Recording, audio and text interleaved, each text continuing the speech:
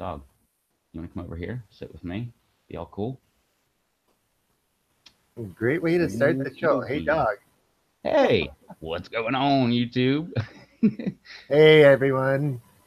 Charles, Aaron, and Alex. Good evening to you. the, Robert, meet- too.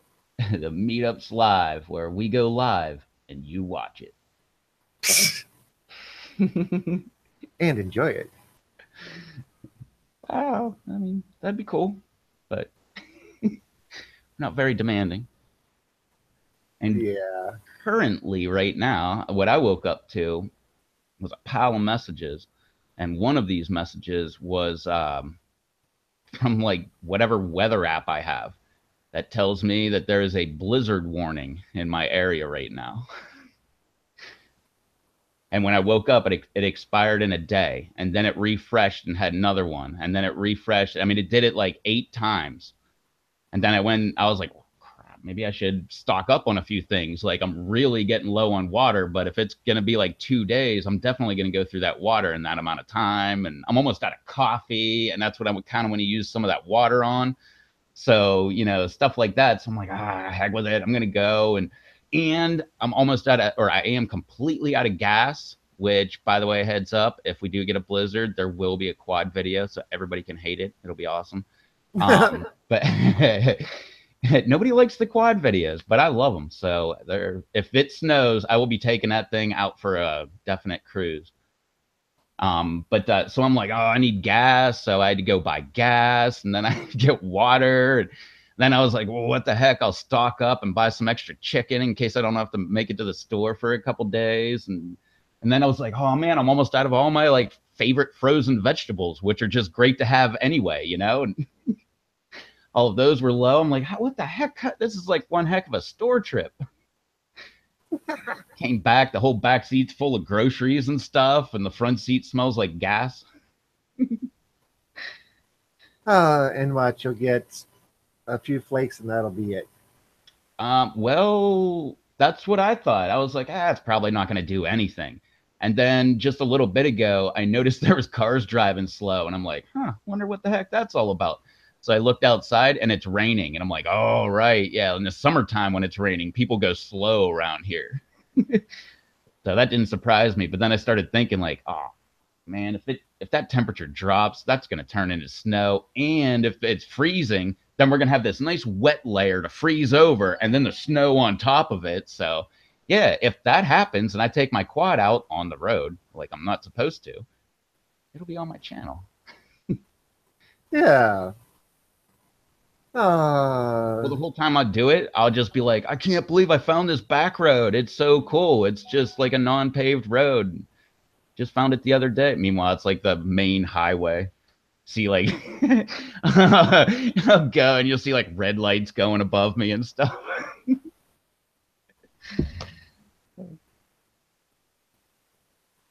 you need 4x4. And yes, Charles, pray for Dave. Please go to like his latest couple videos and make sure you put in there, pray for Dave.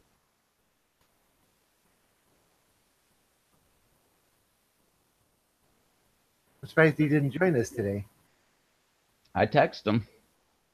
I'm betting it's another one of those set his phone down in the kitchen and on the charger and walked away. But Yeah. hey, who am I to judge? You text me, you get message me at all, and it'll take me sometimes hours to get back because I am known for. Well, here's a good example. Last night we did the live stream. I set my phone here. It fell between the cushions. I woke up this morning. I'm like, where's my phone? Like, that's how much I like just set my phone down and walk away from it because I had to retrack my steps. I'm like, no, I remember I grabbed it whenever I cleaned everything up, moved everything back around, and put the mic back. And I had my phone, but what did I do with it? Nope. Sure enough, during the show, fell back there. Forgot all about it. Ah. Chad the Baller says, joined us. What's up, Chad? What Good do you have evening to now? You you. get 750 now? Because I forget what he was going to eat, but it's going to be something hot. He just did what, 600 with Dave's pepper, that Yep. chocolate caramel. Yep. Great. He's like, I'm doing it again. Mix that together with the Crimson Blaze and a little bit of scorpion powder added in for a little extra oddball flavor, and yeah, you'd be doing good. Ouch. It could But be yeah, so painful. I am going to be checking for snow periodically. It I slows don't way think we're down. getting it because I still hear raindrops. Ah, And I believe, well, let's check it. I think it's been like 2 hours since I checked the official temperature right now. And I believe it was 41. Now it is. Your phone is slow. 41, real feel 27. So that's great. Probability of precipitation 90%. By the way, high of 44, which it was earlier when it was light out, and low of 28. And then tomorrow and the next, or wait, no, tomorrow is, it just shows sun and snow or rain or something. And the next day, it has freeze alerts with snowflake things with a bunch of dots around the snowflake. I don't know what that means. no clue. Paula showed up. I'm up to 1,350 now, only 3,650 more till I join the live stream. Oh Hmm. man, you heard it here. Go subscribe up. Right now it's -4 degrees with a real feel of -22. Ouch. It actually got up to 4 degrees positive today with 25-mile-an-hour winds, which brought it down to minus, what, 25 or something like that. Well, we were the teens the last few days. So 41, I'm taking that. That's awesome. Yeah, I would love to have 41s. This ain't by the end of the week. We're supposed to get up to like 28. That'll Wait, feel like a balmy day. wait, I just said I like 41. What the heck is wrong with me? A No, lot better than I don't 32. like 41. I like 60. 60 is like my minimum. Like that would be like what I'd like to get down to. Like, oh man, need to put on like this, like with the blown out sleeves on it and stuff. It says we're having a heat wave. It's 12 today. Ouch. A heat wave today. It's 12.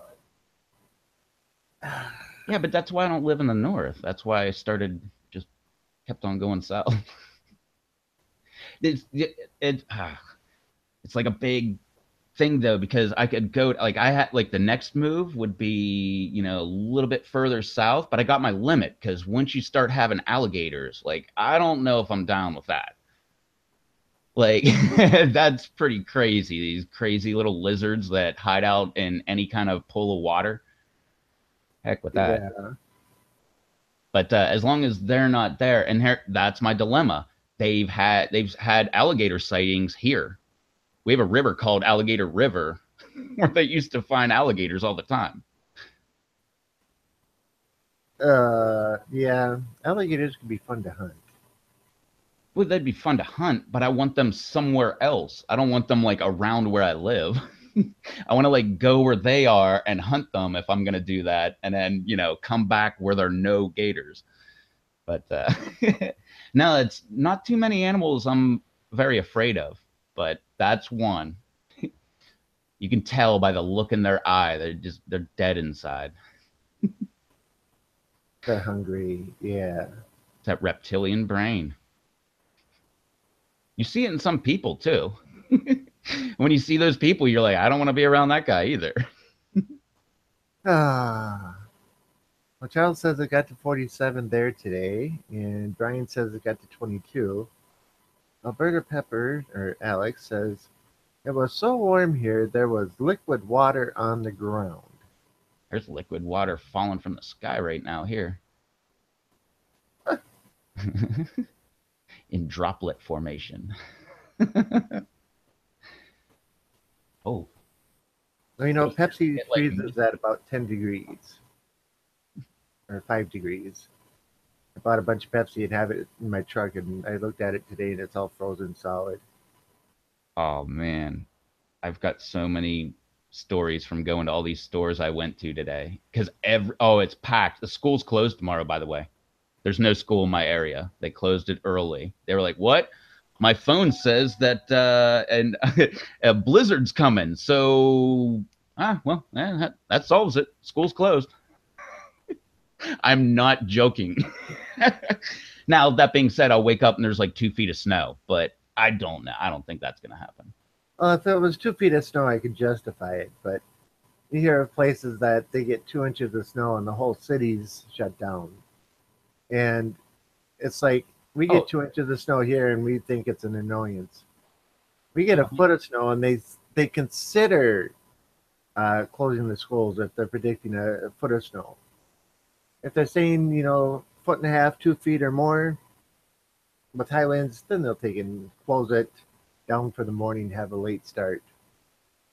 yeah, I don't know. I don't know. It's weird to me because I don't know if they do it like that anymore, but I grew up in Pittsburgh and they didn't close school. Like I remember waking up like early, ready to go to school, sitting there in front of the TV, watching that little ticker going by, like, oh man, is my school gonna be on there? And it would never be there until the last minute. And then usually it was like 2 hour delay. And meanwhile, you got like 3 feet of snow. You're like, come on, man. Like I want to go to the round to the neighbor's house and make some money shoveling driveways or something. Yeah, But that was the kind of stuff we did. It was almost always like a 2 hour delay, which looking back, that was really smart because you got a late start. So you didn't really have a good day at school that day. And it still counted as a full school day. So you didn't have to make it up later with all those snow days that they would include in the calendar. yeah. So, Well, I think our schools have like 5 snow days a year.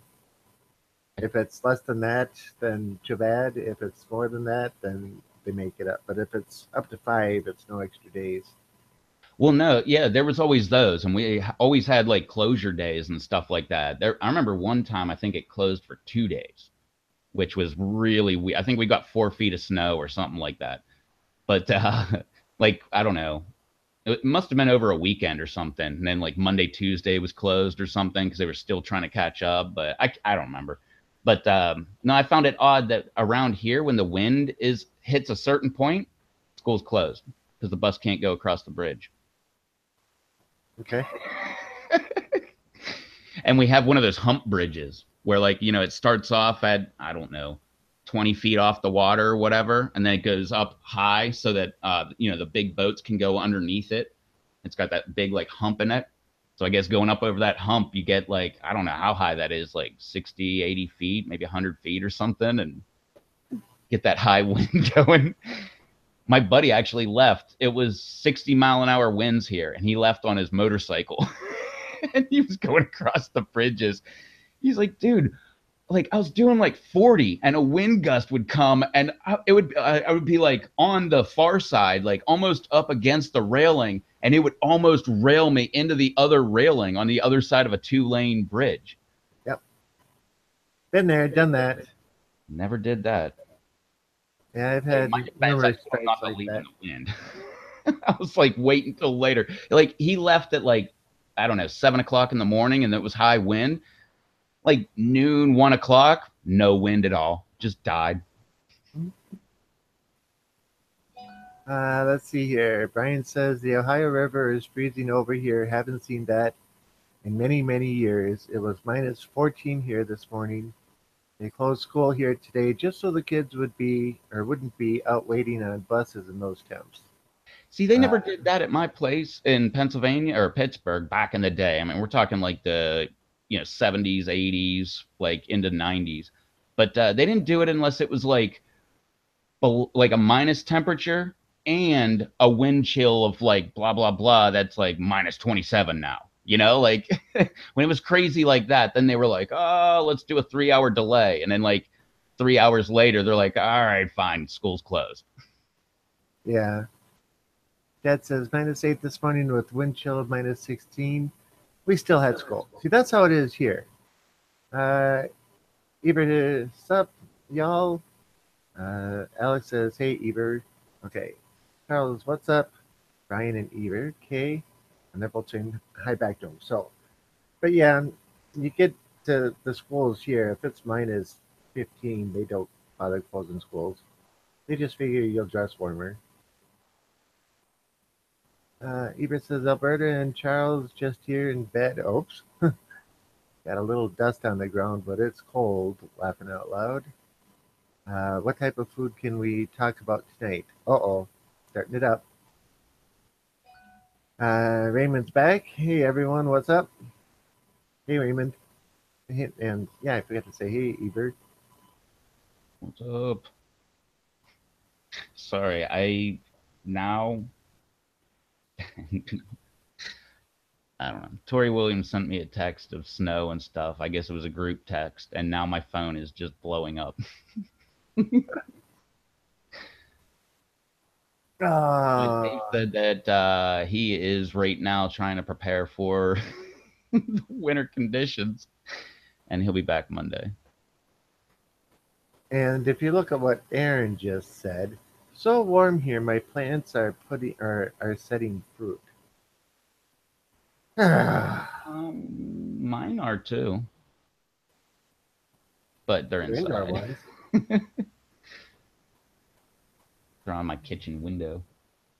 Which, by the way, last night after I got off the live stream, I'm like, I'll trim back this one. I trimmed back the one, and my Reaper, it was like that giant stick still. Nothing grew off the top, and I'm like, all the growth is way down bottom. And I was like, heck with it. You've had your time, and I just snipped that thing, and that's when I realized that's really like the main support for the whole thing because that supports the left plant, which is supporting the middle one, which is holding the other one in.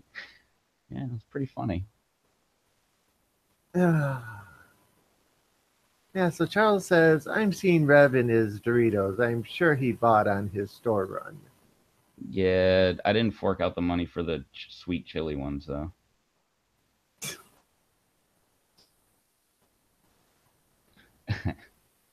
No, I So, bought. Well, I guess it is like bigger than normal. I thought I was gonna get like that little tiny, the little tiny bag, like the what are they, the fun size or whatever bags or whatever, where you open it up and there's like I don't know, 7 chips and two that are like in small pieces. But that's the one I was trying to get because they're usually like 50 cents or they used to be a quarter. I don't think they're a quarter anymore, but well, like 50 cents or that's what I wanted, but I ended up paying like $1.69. I was at the gas station, I saw them, and I was like, oh, I'll get them. They're right there in the checkout line at the grocery store, and I'll just grab them there. Nope, they're like the bigger ones. But that was one of the other things I had to grab in my mad dash. I was like, I can't not have those Doritos. Whatever if Dave comes on tonight, but yet he's not. So yeah, that there you go, everybody. Pray for Dave. Hashtag pray for Dave. Make sure you put that on his videos. Maybe send him a private message, but don't say anything. But just hashtag pray for Dave. mhm. Nah, that wouldn't be good. Don't forget eggs too. Local grocery store had eggs on sale, 50 cents a dozen, and I went and bought like 5 dozen. I don't know who this guy is or what, but my mom was telling me a story of someone uh, up there, about where they live. That my I guess my dad went to his house or whatever, and like they went to put something in the fridge, and there was like they don't know how many, but we'll just say like 40 cartons of eggs, like all in the fridge. And he was like, well, what the heck are you doing with that? He was like, they were on sale. He's like, yeah, but they go bad after a while. He's like, no, no, no, no. I used to work at whatever kind of egg plant or whatever. And every time that you got one that was about to go expired, we'd bring it back in and put it in a new carton and just put it right back out. They last forever. Yeah, I don't it know how takes quite a true. while. I don't know if there's any truth to that or not, but that was Actually, just a funny story that may or may not have happened. um, Alex, the guy from the videos, his neighbor or his parents' neighbor has chickens, and he gets eggs from them every once in a while. And sometimes he get too many, so he gives them to his father gives them to Alex. Well, Alex will give me some. Take a fresh egg like that, and you hard boil it. The shells don't come off. It takes everything off of it. But you let it sit in the fridge for 2 weeks, hard boil it, and the shells come right off. It Or if you takes put quite some a salt while, in the water, huh? put some salt in the water. I normally do, but I yeah, I do like a nice, I don't want to say a coating, but like a nice heavy amount over the eggs themselves while they're in the water. Yeah, that was the key when I worked in a restaurant, according to like one of the chefs. But because we would boil, I don't know, like 3 dozen, 4 dozen at a time or something like that. Mhm. And maybe more than that. I don't know. It was a pot that was about this big around and that tall, and we almost filled it. I mean, like 2/3 at least. But Yeah, that's what he said. He would take like the 1 pound salt shaker and just kind of like hold it over there, like straight up and down for like, I don't know, 7, 8 seconds on a pot that big. But that he swore up and down, and I don't know. I've had problems with taking the shells off of eggs, but when I went heavy on salt, I never had a problem getting them off. They just wanted to fall off. yeah. I Because don't know if there's coincidence. Maybe it was that they were in my fridge for 2 weeks, probably. I had boiled eggs the other day, and yeah, they just popped off. I Paula says I hashtag pray for Dave's kids on Facebook. Did you see what he made them eat? Yeah, that at least he didn't make them eat a whole chip in just pieces. But that was a pretty good video, and at least they handled it well. Brian says buttermilk, bread, and eggs. Yep. And yes, Paula, at least it was only a single layer of the crimson blaze and just a corner of the chip. Yeah, pretty much what I just said. Uh, Charles, about food, we forgot about ceviche or ceviche. Ceviche? Remember we were talking about all the different Mexican dishes last night? Ceviche? Mexican? I don't know. I thought it was like European. I can't remember the salmon ceviche. There's some one of the comedy shows I like to listen to. The guy was being totally serious, but he came into the show and he was like, "Look, I brought you some," and it was some kind of fish, ceviche, sea bass. I forget. It was something, and I always just thought that was hilarious. Hmm. I still don't know what it is. I just that's the only time I've heard it uh, mentioned. And everybody said it was great. And he was like, "Yeah, I made it myself," which means I went down to this awesome store and bought a little bit of it and Yeah. put it in my own container. Paula says the trick is to steam them. I have chickens. I know it's the only way to cook fresh boiled eggs and be able to peel them. I have tried it on 1 day old eggs. I'll have to keep that in mind. And Chad says I did the same to my kid, but with Reaper Devil Dust. Yeah, but and he also had the hot chocolate or the piece of hot chocolate too, Chad. So yeah, I think he's going to be a pepperhead or he's a pepperhead in the making. Charles says that's true, Eber. Okay. Um, Brian never tried to steam them. All right, Paula. I use my Instant Pot to cook them, but works just as well in a steam basket on the stove. I'll have to try that. Gotta go get the wife. Let's see y'all soonish. Alrighty, Alex. Drive safe, man. There's liquid water. You're gonna miss. Oh, Tom is gonna have to just hold off for a little bit then with what you got planned for this evening. What do I have planned? The blizzard? Your chip festival. Oh, Dave's not here. Dave's not here, man. I But I am Dave. gotta No, have him Dave's not here. here. It is his powder. Yeah. Sorry, So, baby chips. hey, if you are disappointed out there, make sure you let Dave know. Mm-hmm. Because here, I wasn't joking. I did actually go out and get some freaking Doritos. You know what I mean? They are the bigger bag. Yep. I wanted that little snack bag or whatever, but this is what is this? 3.5 ounce or 3 1/8 ounces. Yep. Wait, how many chips they advertise? Serving size 1 ounce, about 12 chips. So they're saying there's 36 chips in here, about 3 servings at 12 chips. I might be able to do that by the time they go stale. Hmm. But And Eber says, it must be ceviche, is raw shrimp and lime juice. Well, my family does shrimp, but pico de gallo. Pico de And, gallo. um, Love pico de gallo. and the lime cooks the shrimp. We leave it overnight. Yeah, lemon juice will do that too. I have heard. I've had crab ceviche in the Dominican Republic. I've And heard of that. And I really don't care what it is. If it's made out of crab, I'll try it.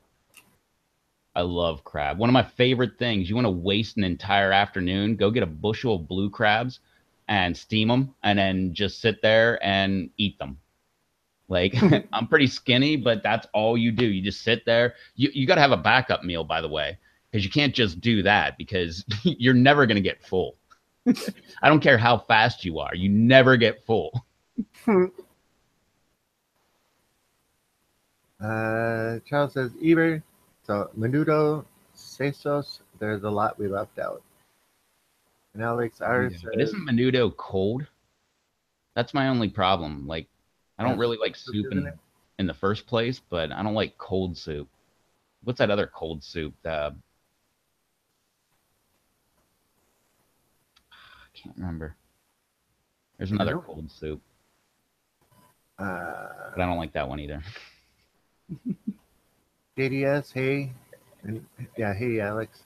JDS says, just in time on my, yeah, just in time on my break.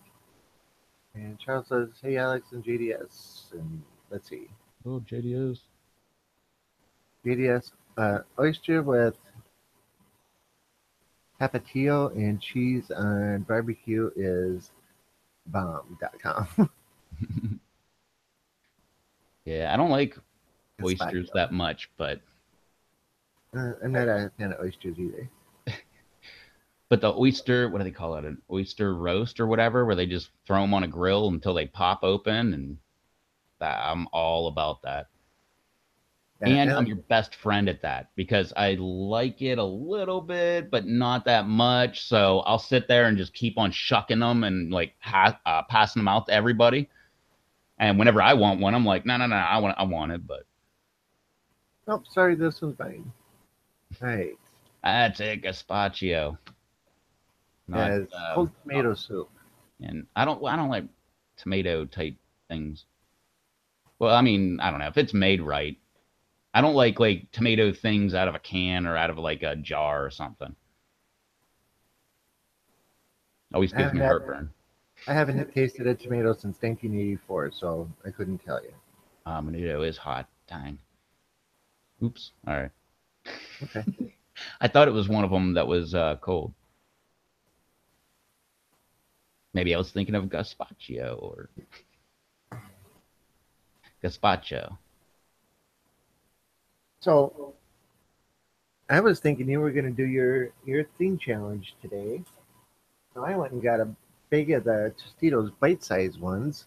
'Cause I was going to do something, but you ain't going to do yours now. So I'm going to take a little bit of this powder, pop it on there. Nice fair amount.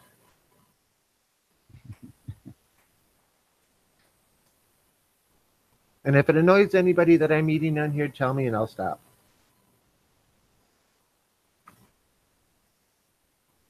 Yes, Menudo was an 80s band. Mm-hmm. I can't remember if I liked them or not, so I guess they're memorable and name only to me. See you later, JDS. Later, You are correct. JDS. Is that it on his break? Yeah, he just popped in on his break for a little bit. Dang, now he's back out to work. I want to take and try the I hope he has a sauce cushy with two. job. I want to try the sauce with two brains on the chips here. I'm Yeah. gonna grab it. I'll be back in a moment.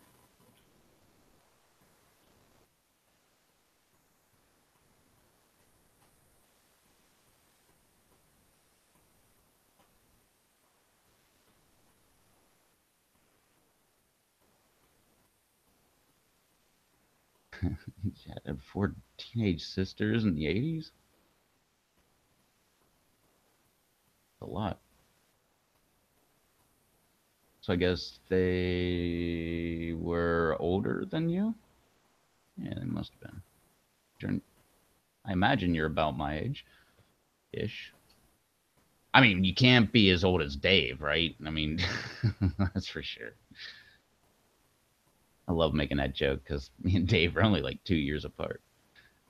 And he's not here. So, I mean, it's not what people on YouTube do. They just start talking smack when someone's not there. Like, oh, yeah. You talking about me? No, I was talking about Dave.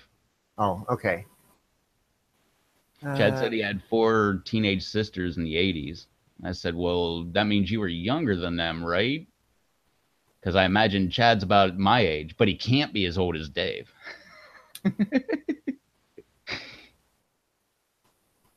But then I admitted that I just make that joke because Dave's only 2 years older than me.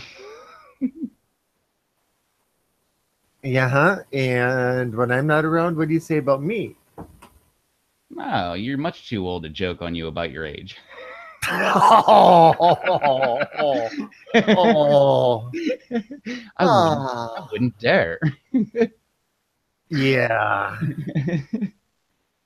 So Eber says, what about Rocky Mountain oysters? Never tried one. Have no interest. I've tried them many times. They're good. If you ever see them around, try them. Oh, It's hilarious. I'm not joking about this story. This actually happened. We used to go to a hunter's feast. They have them around here, but they're like very exclusive. You have to know somebody to actually get a ticket, and it still costs like $100. But you go, it's free alcohol all day and all you can eat, anything. They got brisket, they got any kind of meat you could ever think of. And so we were joking on this one dude that doesn't like to be joked on about Rocky Mountain oysters. He's like, there's no way I'm going to eat one of them. Well, yeah, okay, you said that. Now, like every single person that we're going there with is now going to make you have one. And that's what ended up happening was somehow someone like slipped on like 8 or 12 of them onto his plate. So he just thought it was something that, he knew he liked, like some grouse that was breaded or whatever. Yeah, he ended up eating them. And he was like, holy cow, these are so great. And he just kept eating them over and over again. He's like, what the heck are these things? These are the greatest. And everybody like kind of played dumb for a little bit and was like, I don't know, man. What is it? Oh, those ones. Yeah, it's Rocky Mountain oysters. And yeah, from there on, he was like, the stigma was over. He was like, no, that it does taste great. And then that was his mission every year after that. He made someone try Rocky Mountain oyster. hmm.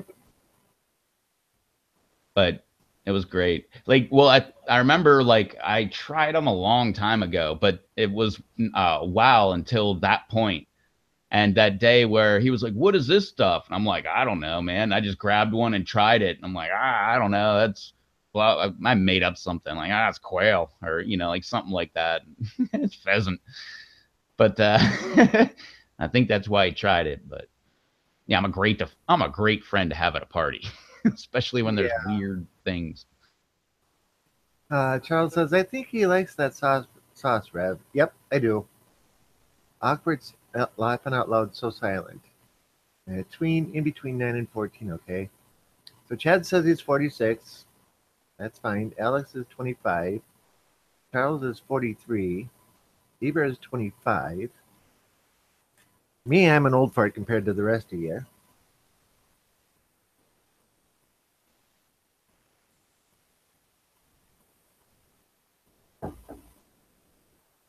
Don't know if you can see that, but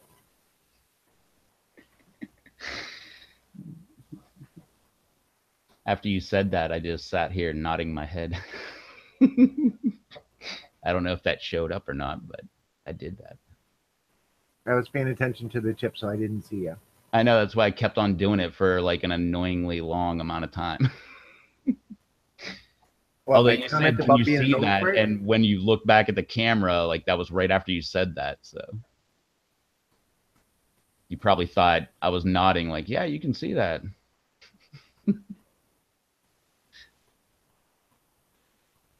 Picking on me for my age again.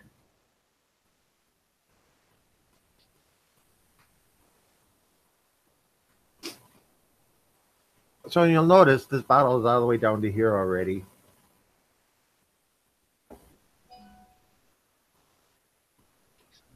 Phone's still going off. I don't know if that's Dave like trying to say something really important or just that group text.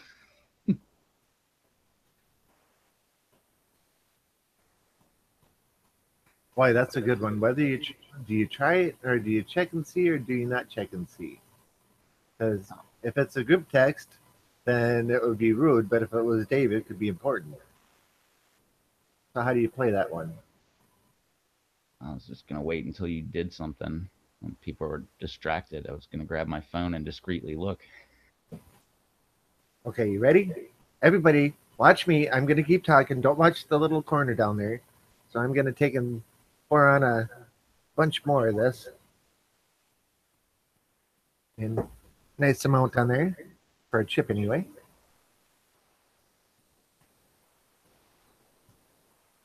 Popped into C to Rev eat the chip, but it's not. If it's not tonight, I got to go. My kid is getting sick again. Unfortunately, Chad, he wanted to do it while Dave was here.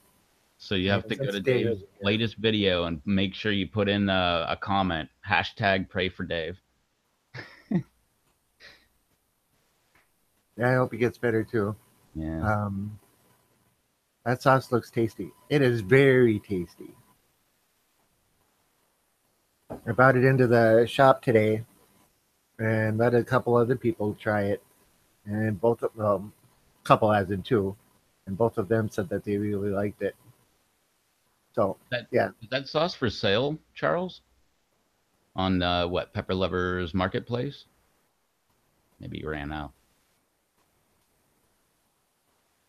Because if he has it for sale, then you might be able to get some, Chad. The the sauce with two brains, yep. yellow brain strain and Scotch brain. Oh, it is cool. Sweet, thanks, Chad. Remember hashtag pray for Dave. If you don't know who I'm talking about, it's grown at home in West Virginia. If you're watching the playback, make sure you go to his channel and just comment. Yeah. Charles says, I think Rob's tolerance is improving. He needs to take it to the next level. I think you're right, Charles. Well, I got that other bottle of hot sauce in the that Devin brought back from Texas. Um, I'm going to wait till Monday to try that one. He says it's really good.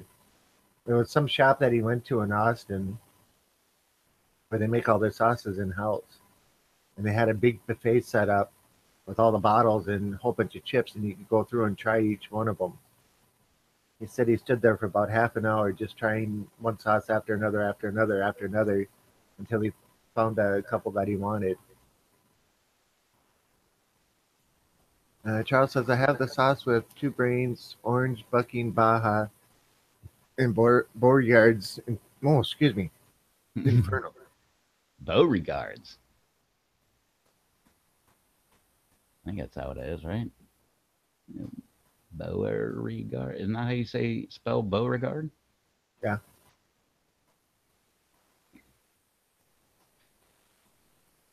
So, Charles, why don't you tell us what's in them?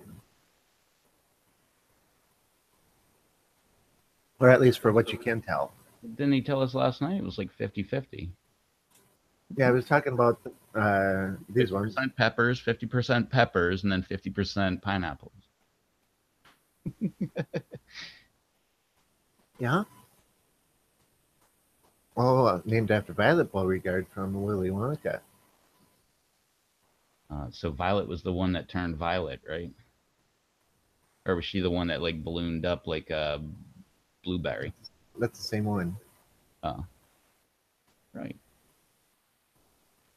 Because the one was always chewing the gum and she blew up. And wasn't Violet the. Yeah. Yep. Hence the blueberry. Because she was eating the full meal gum. And when they got to the blueberry pie, she blew up. You know, I've got to finish eat or stop this pretty soon because this bottle is going to be empty pretty soon.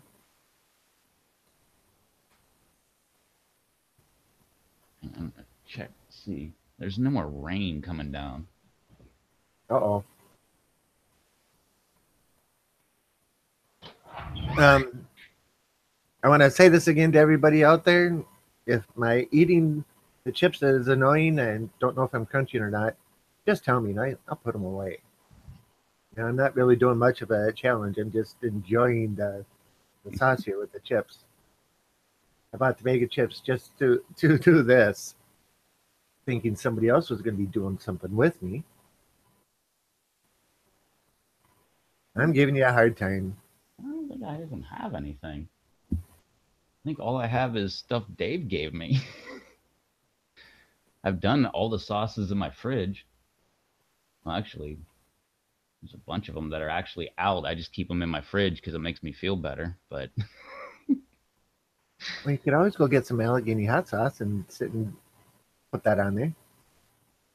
A I've couple of already, drops at a time. I'm like almost out on one bottle. I have like not even a drip left in there. That's one of the bottles. The ahi pineapple one, that's another one. If I shake it like, hard enough, I might be able to get a couple drips, and that's why I keep that in there. And what else? The jalapeno splash. I'm pretty sure that's the same way. Like I've been using that on chicken so much. Charles says, I use peppers and fruit in the sauce. Laughing out loud. Yep. Eber says, night, y'all. Later. Working tomorrow. All right, Eber. Have a good night. Have a good one. It's going to be busy. Laughing. Yep. All right. Well, have a good night anyway. Hopefully the day won't be too bad.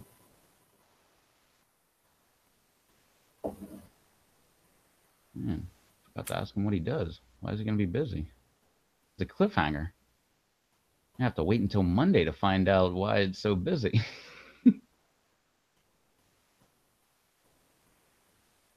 Dun dun dun. What does Zebra do? Hmm? Next week on the live stream. What does Zebra do? And why was it so busy on Thursday?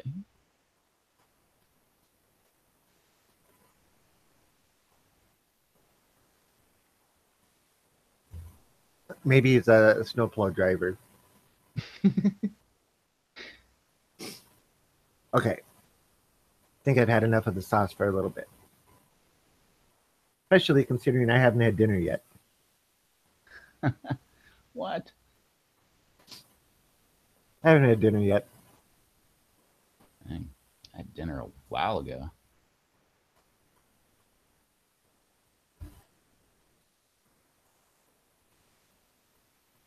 Hmm.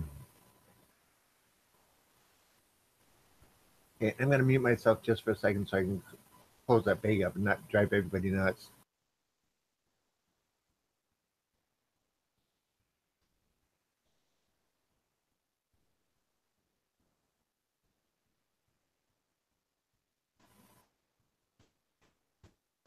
Yeah, that could be dinner. Like Charles says, that is dinner. Nah, you need more than chips. Well, if I was Those having my nachos, Nah, even with nachos, that's my pet peeve. Like every New Year's, my mom's like, "Oh, let's just do some appetizers." Never fills me up. Like I really just need to like eat a whole meal and then go to New Year's and do that, but it never works. Chips and dip, it's not gonna fill me up. um, take some of that garbage bacon meat and cook it up and then grind it, send it through a meat grinder and mix it into the cheese and put that over the nachos. There, you got your meat and your dairy and your corn. I don't know. That's weird. Just Oh, put Chris strips showed of up. bacon or cut it all up or something. Yeah, I don't know. No, I'm not. I like I said, I don't not like bacon. I just can't afford it. price is Too too darn expensive. high. Yep. Chris says, I'm late. Oh no. Yep, you missed it all, Chris. May as well just. Oh.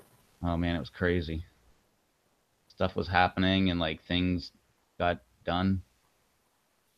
Um, yeah, what he said.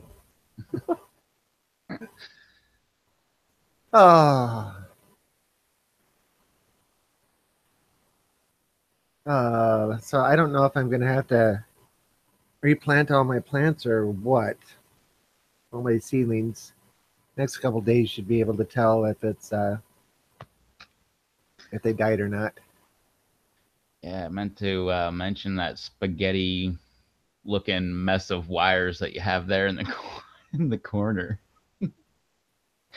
That's a lot of wires to be plugged into, a lot of wires to be plugged into, a lot of wires on one circuit. Well, How it many looks amps more are you drawing? complicated than it really is, But how many but amps are you drawing? very little. Um, the two display cases have LED strip lights in them, so that's two of the plugs, and those you can run off a 9-volt battery for 4 or 5 days. The stereo, the wires are sitting there, but they're not plugged in. So it's the two display case lights and then the heater. That's all that's plugged into that outlet. Wonder how many amps the heater's pulling. The LED shouldn't pull anything practically, Yeah. but And the TV's on the same circuit and the cash register's on the same circuit. and I don't And think that's any the circuit that popped the other night. yeah, I don't think any of those are known for high amperage. Yeah. But that's the circuit that for some reason or another popped the other night and that heater shut off. Sometime after 4:30 on Monday to 11 a.m. on Tuesday, it's frost sitting on the ceilings next to the window. So they're probably done. You might want to check the amperage of the heater and double check it with all the other things you know that are on the same circuit. And if I, it's like, 75% of the circuit, like meaning if you count it all up and it's like 14.7 amps and you have a 20 amp circuit in there, then you probably have a bad circuit breaker. You just probably need to change it out. Has that one popped a bunch? Not in a long time. And it's a 30 amps. It's a 30 amp circuit that runs through there. And the heater is 1500 watt. I don't know what that equates to wattage wise. And it's plugged into a 120, right? Yeah. You divide that. Would you say 1500 divided by 120 then? And Charles says, keep the bacon talk down. Peppa may hear you, Rev. And That's Chris is 12 and a asking half what, amps right there. huh? That would mean if that's a 1500 watt heater running at 120 volts, that's 12.5 amps. So that's pretty big. If it is a 20 amp circuit, that is a lot right there on its own. Like that should be on its own. The circuit is a 30 amp. Yeah, that's weird. We don't have any 30s around here except for like device specific. Like I don't think a stove is. I think a stove's 60, but Yeah, stoves are usually 222. yeah, yeah, double But pulled. yeah, it's you got to figure this is a building built in 1859 Does and it have set up like screw that. in fuses and not breakers? No, they're breakers. They got converted over, but Oh, that's years good. ago. Those But screw in fuses are scary, man. yeah, but you got to figure it used to be a restaurant. Peppa. Peppa Pig. Yeah, the building used to be, or my shop used to be a restaurant at one time. So they had, and it was a buffet style restaurant. So they had heating tables and cooling tables spread around the outside with the eating areas in the middle. So higher amp circuits. I don't know. That's just weird because they shouldn't pop unless they draw too much amperage Yeah. or a Well, variance in amperage. like I forget what a GFCI protected breaker is. It's like if it differentiates like 1/10,000th of an amp or something like that, it immediately trips. Hmm. Yeah, it assumes it's going to ground and it's a ground fault, just automatically trips. I believe that's what it is. It might be 1/1000th, whatever. It's something impressive where it's like that much. Screw and fuse boxes are illegal nowadays. I was not aware of that. That's why you don't see them anymore. Yeah, House I grew up in, we had those. I haven't seen one since I lived in Pittsburgh. But everything around here is like 20-year-old construction, so it's all actual circuit breakers. They're usually like um, well, the ones they have two poles. They got 120 leg, a 120 leg, and a ground. Like no common. So you run into that a lot, but they're not like up to date. But the new construction all has like 110 leg, 110 leg, a common, and your ground. And then the ground also has, I forget what it is. It's been a long time since I worked for an electrician, but it was like you have to come out of the breaker and you have to go, what is it, 4 feet from each other or something like that, and pound in like 8 foot rods into the ground to actually ground it. And there was something. Now, before it was just one. Now it's like two, and it has to be this far apart. Yeah, I don't know the recipe. I don't know nothing.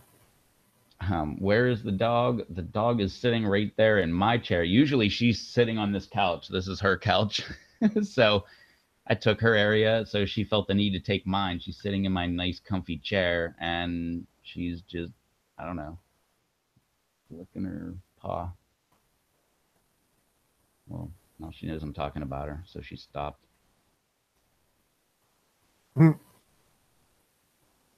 Yeah, if caught with one, it is a big fine. Everything has to be up to code these days. Okay, talking about the screw and fuses. Yep. Well, I don't have any screw and fuses, luckily, in this house. Previous owners changed it.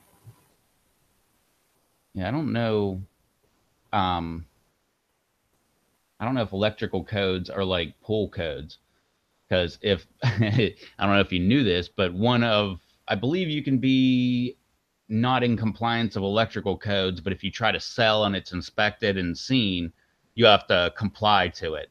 But with pool and spa, like you have to comply to everything. Like there's no such thing as grandfathering.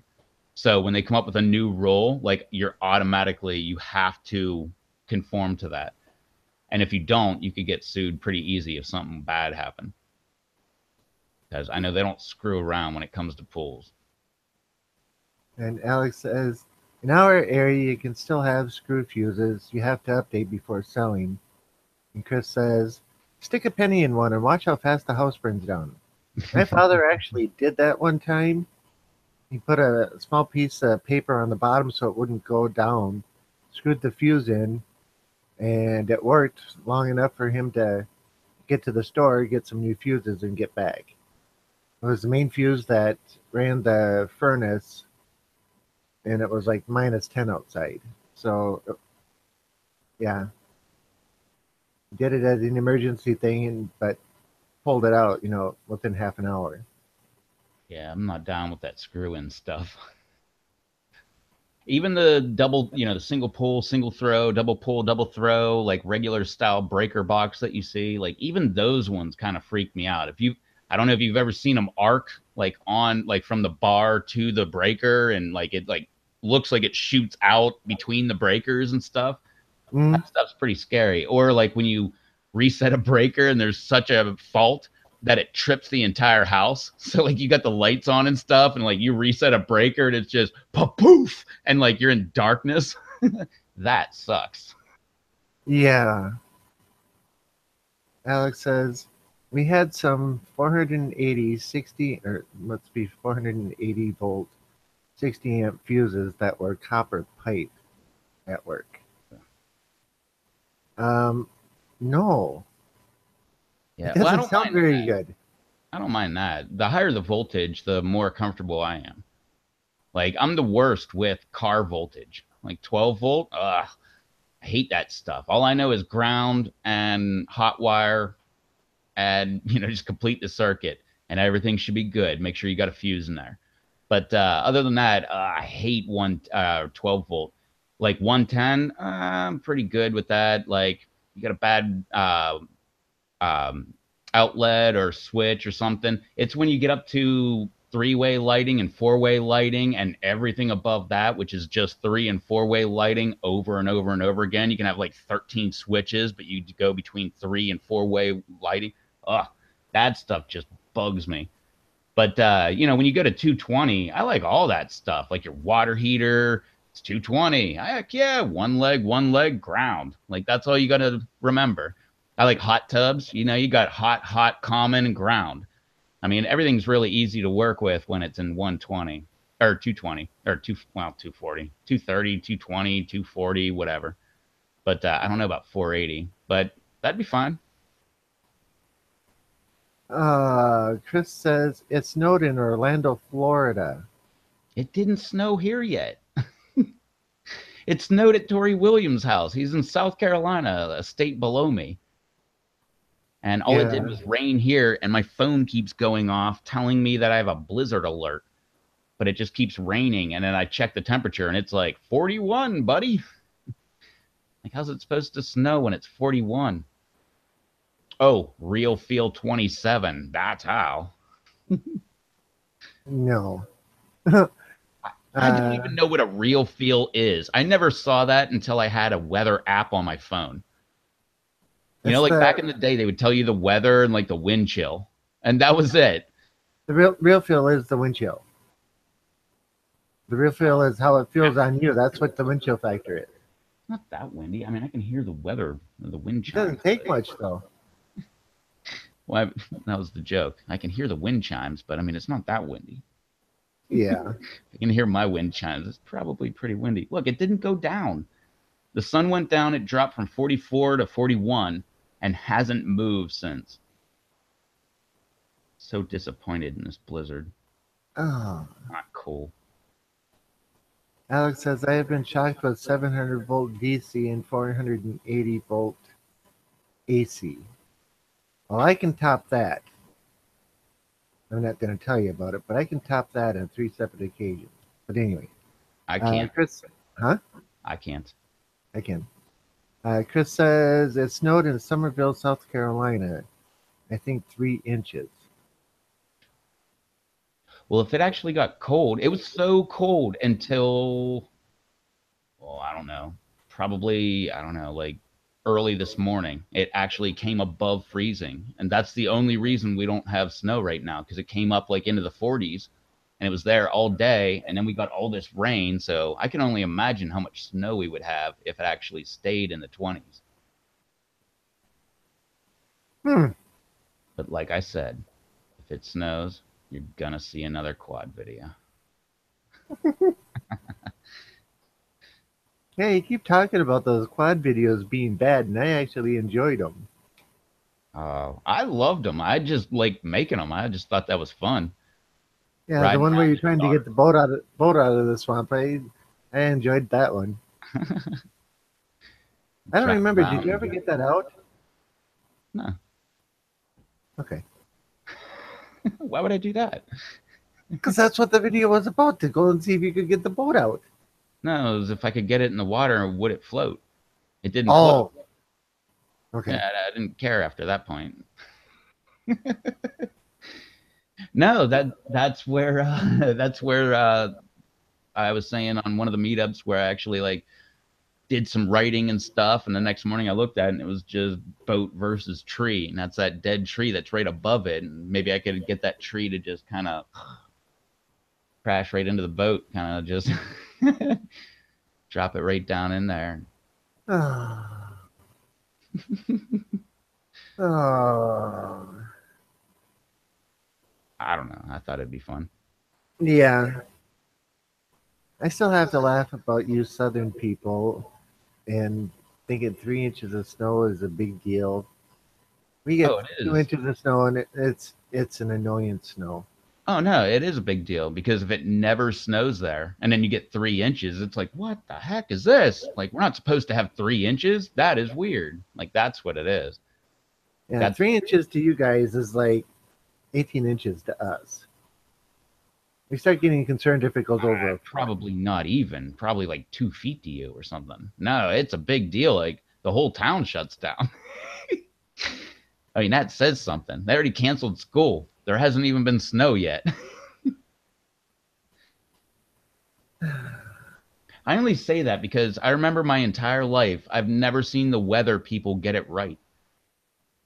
Like the best they have is hurricanes, and they're like, we have 27 different paths it might take here, and one of these might be right. And usually they're right on that, but that's the only thing I ever see them get right.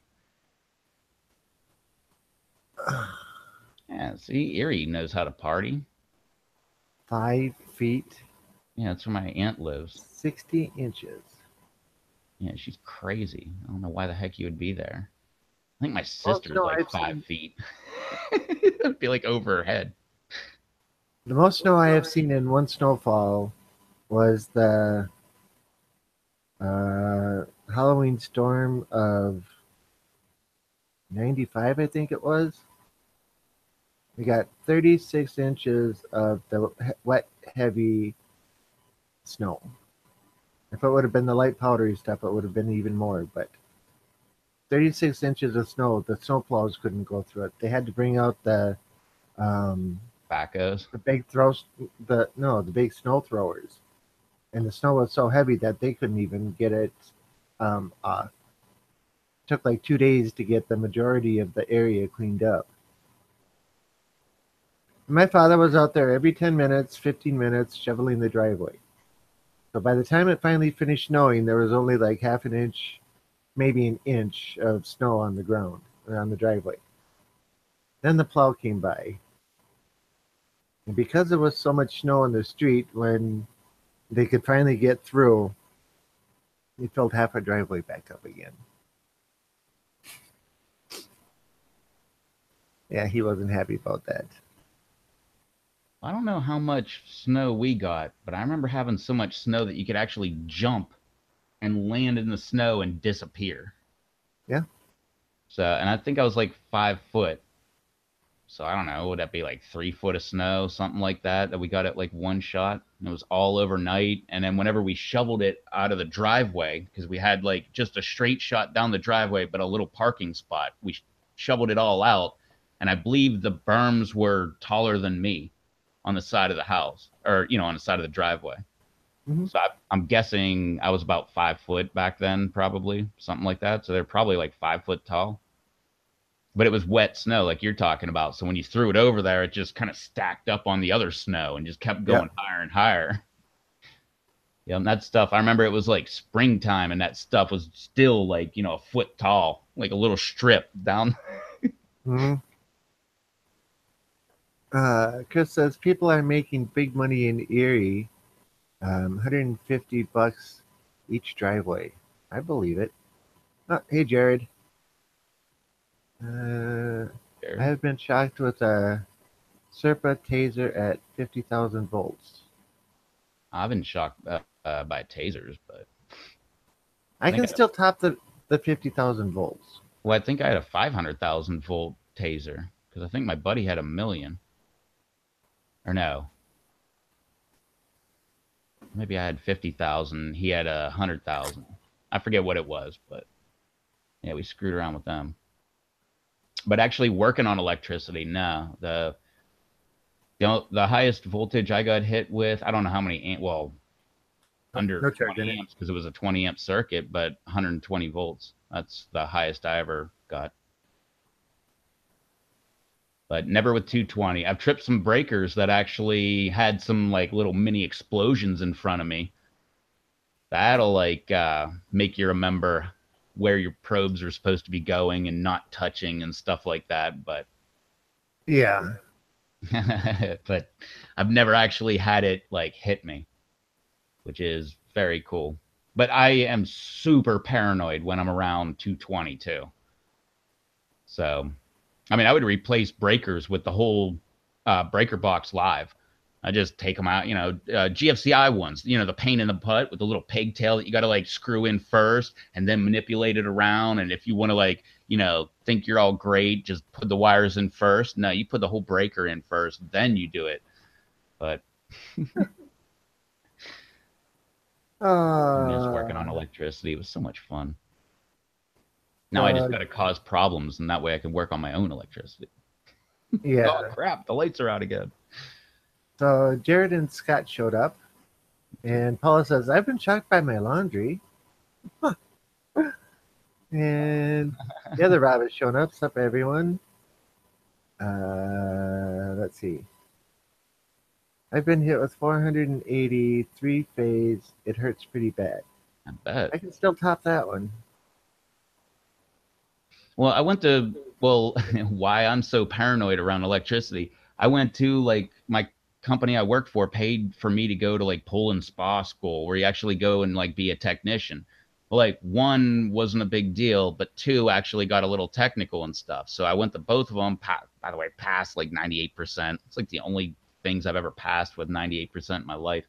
But I really learned a lot because the guys teach, well, every instructor there had a story about being in the hospital because of electricity. And like the guy teaching electricity, that guy, he was in the hospital for like 2 days on one thing. And like I took in every single story that they had. Like the one guy, I remember him saying, a GFCI breaker will trip the breaker in 1/10 of 1 second. That is the longest 1/10 of 1 second you will ever have in your entire life. Because he got shocked by one and ended up like blowing him across the deck. And next thing you know, he's in the hospital. But I heard all these hospital stories. And like one guy, he was hooking up a hot tub, but he was doing it backwards. He started at the breaker and went out to the hot tub and made it to the disconnect. And it was time to go to lunch. And he just left it there and went to lunch. Well, the wife came home, noticed the breaker box was open. There was a breaker off. Husband said, flip the breakers when they're off. She turned it on. He came back from work, grabbed the live wires, but didn't know it, and took like 3, 4 at a time and just snipped them. And it said it blew him like 30 feet across the yard. But yeah, that was another like 2 day hospital. So yeah, I was like, yeah, respect the electricity. I sit there like I would pull the disconnect on a hot tub to go to work on a hot tub to like test for ohms across the heater or whatever. And I would have the disconnect in my hand. If there was anybody around me, I would just like flip it around to voltage and double check myself and double check the ground every single time. Super paranoid. Jared Yep. says, my dad was an electrician for water wells. He got hit with 440 volts in a well house in a vineyard once. Knocked him out for several hours. I know what that feels like. Oof. Well, I never got to get to that point because I really never worked around much. I think there was one 3 phase thing that I was involved in, but I was definitely not the brains of that operation. I was just like the parts snatcher. What do you need from your truck? Yeah, I'll be right back. But that was like commercial equipment. I never really worked on commercial, just residential. You were the gopher. Yeah. Oh, I love being a gopher. It's great. Yeah. You get to learn a lot and you don't even have to like get in the danger zone. You're like, oh yeah, oh, I see what you did there. I shouldn't do that, right? Like, yeah, go reset the breaker, okay? Yeah, I'll be right back. But it's great knowing you didn't do that. Yeah. Ah. But I'll be perfectly honest, once you get above like 220, I have no clue what's going on. I tend to avoid electricity as far as working on wires goes. I like it. I think it's I fun. don't. Except this one night, I ended up drinking like 2, 3 of these giant cups of coffee because the gas station I would go to, we had a company account for gas with them, and it was more of a hassle for him to charge me on my card, which I never had cash. So he would just give me my drinks for free every day and just come in there like 3 times a day. Like, don't worry about it. You getting anything else? No. Okay, just get out of here. So I drank like a couple of them, and then I got this call about pool lights, like lights up on a building shining down towards the pool, not working, not actual lights in a pool. And I went out, and it was a bad switch. And while I was doing it, I was just being sloppy and, drinking all that coffee. I'm all jittery and everything. And I ended up like my screwdriver slipped and it shocked me. And then next thing you know, like my heart's starting to go and I'm like all jittery again. I shocked myself again. And then I shocked myself again. Like that was the last time I remember shocking myself at least multiple times. But I shocked myself at least 3 times. And then this guy came out and he was just like reeking of booze and everything. And, because it's vacation area, everybody's here partying. So, no judgment. I'm just saying. But he comes out and he's looking at me and I'm just sitting there. I got like shaky hands and stuff. He's like, "Oh man, yeah, you need a beer." I'm like, "No, I'm pretty good on the beer, man. I don't need a beer."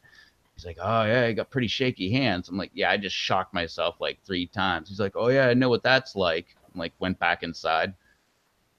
So you knew he didn't know what that was like, because if he did, he would have waited for the fourth time.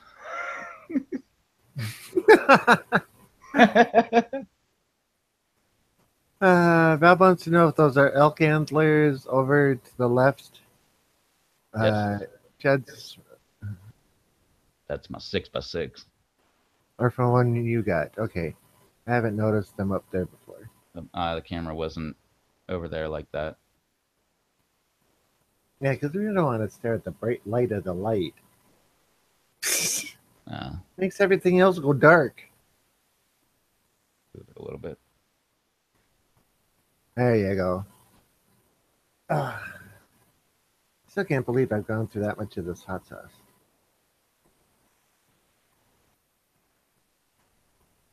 Oh, Rob, no, those are not sheds. That is a 6x6 that I shot in Colorado, and oh geez, I don't even remember what year. Oh nine, oh eight, something like that. I don't know. I went to Colorado a couple times, bow hunting and rifle. Well, rifle once, just because it was one of those weird instances where we lucked out and got, like, I don't know, it was like a $10,000 a person hunt, but it ended up costing us like $500 a piece. It was something crazy. But no, that's where I got that one. Shout out to Bubba in Louisiana if he's still out there. That was our guide. He was great. That was the guy that helped me get that elk. It was like 500-yard shot. It's a long way. Yeah. I had a tripod and I had the gun on the tripod, leaned up against a tree, all using that as support. But yeah, that was a lot of fun. But that's not nearly as fun as when I went there, I don't know, a few years before that, bow hunting. That was great because oh yeah, that was the greatest. I had a gigantic, I don't know what it was, at least a 6x6, but the antlers practically touched its rear end. I mean, it was huge. And that thing was like 20 yards away from me. And I had a bow, and I was so nervous that when I drew, I was just sitting there shaking again, and I hit a tree. Totally missed. Then I hit a tree. Oh, I totally missed. And I'm not joking. I mean, I was like at least 10 yards off. I mean, it was only 20 yards away and I was like 10 yards off. I mean, it was horrible. I took careful aim at it, and when I let go, I got it right square in the trunk of the tree.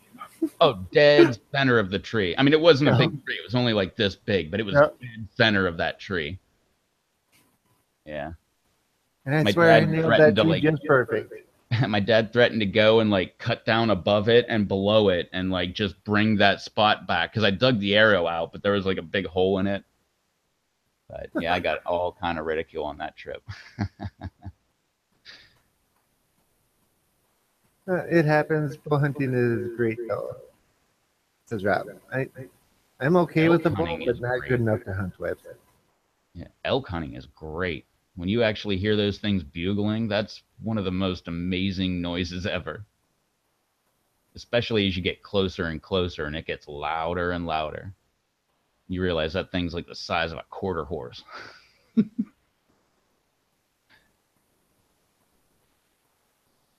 And good eatings. Yeah. That's my rule. If I kill it, I eat it. Oh yeah, we had yeah, the time we went up and we actually camped on the mountain. We rode quads. It took us like half a day to ride up this wacky path all the way up this mountain on public ground and just made it to this campsite where we had a camp already set up from previous people that were hunting there. And we just jumped into that and then just walk. And then you can't drive the quad anywhere. You have to walk everywhere. But we did that. And now that my dad got, I think he was, yeah, I was using a bow. He was using a muzzle loader because that was the first, him and his buddy, the first time they ever actually pulled a tag for a muzzle loader. And I could still hunt with my bow. So I went with him and he ended up getting one. We drove down off the mountain. It was like way late when we got home, but we drove all the way down the mountain with his like tons of meat. Like I think it was like 200 pounds I packed off or something. It was like way more than I weigh. And we finally made it down to the parking lot and took it into town. And the local, buy your ice place, they'll rent out space to people that shoot an elk. You just have all your meat all wrapped up, throw it in there, and they'll mark it, and you get it back later. And yeah, we did that, and then bought like peppers and onions and stuff, cut it all up, elk fillet. Cool. Yeah, elk fillet, mushrooms, peppers, all that stuff, and some. What did I have? Uh, Guinness, Mickey's, Mickey's Jared bacon. says, ha ha ha ha. Yeah, I was shooting my bow in my yard one day and missed the hay bales and shot a hole through my neighbor's garage door across the road. Ouch. Oops. Luckily, if I miss in a target in my yard, it goes into the swamp, it goes into a hillside, but nothing with a neighbor. That sucks. That's funny because I gave my neighbor that moved, but she had, I think she got married, and the guy had a boy who liked to shoot a bow. So I gave him my old hot tub cover, just big old styrofoam pieces, and he set them up. But he would miss every once in a while, and when I'd walk around the swamp to the backside, every once in a while I'd just see like a red fletch sticking out of the ground. Hmm.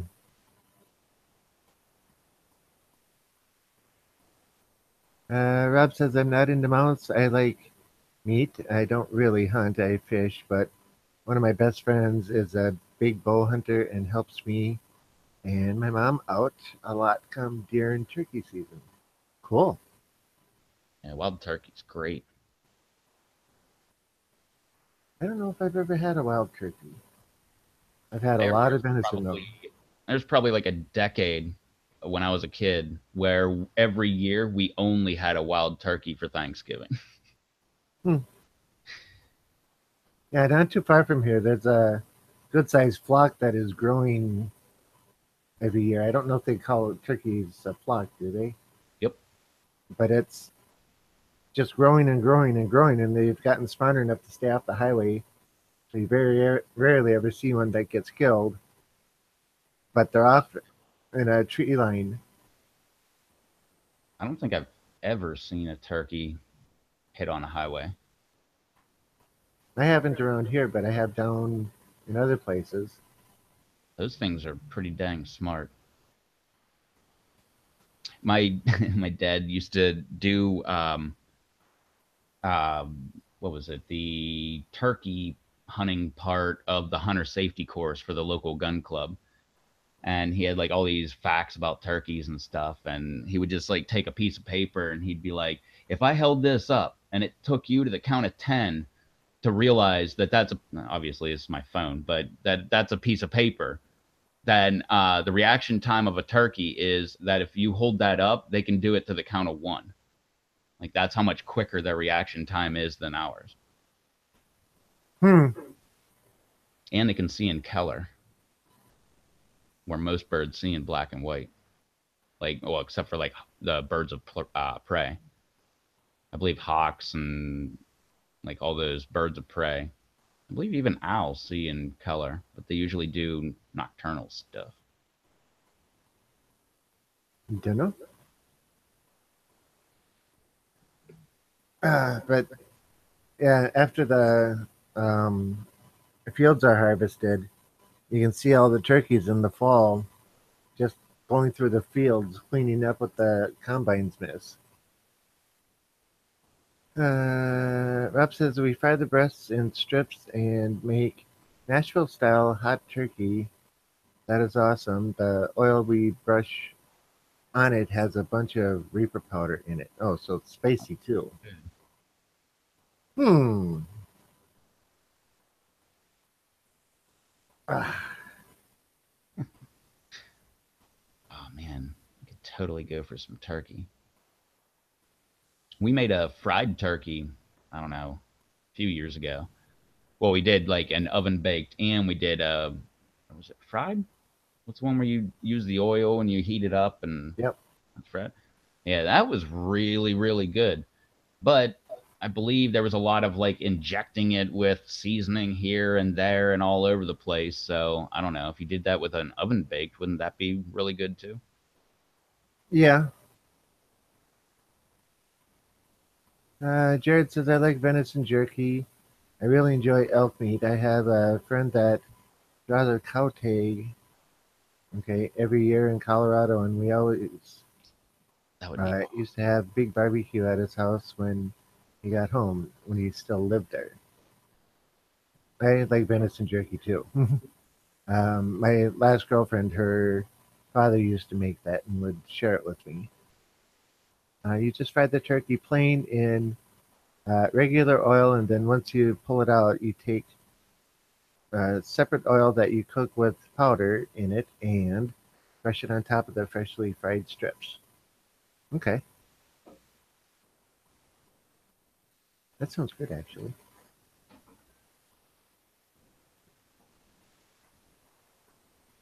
When it comes to the holidays, everybody congregates here at my sister and brother-in-law's house, and not too many people in my family like even warm things, let alone hot stuff. So I don't get the opportunity to do stuff like that for big meals like that. When I cook for myself, though, that's a different story.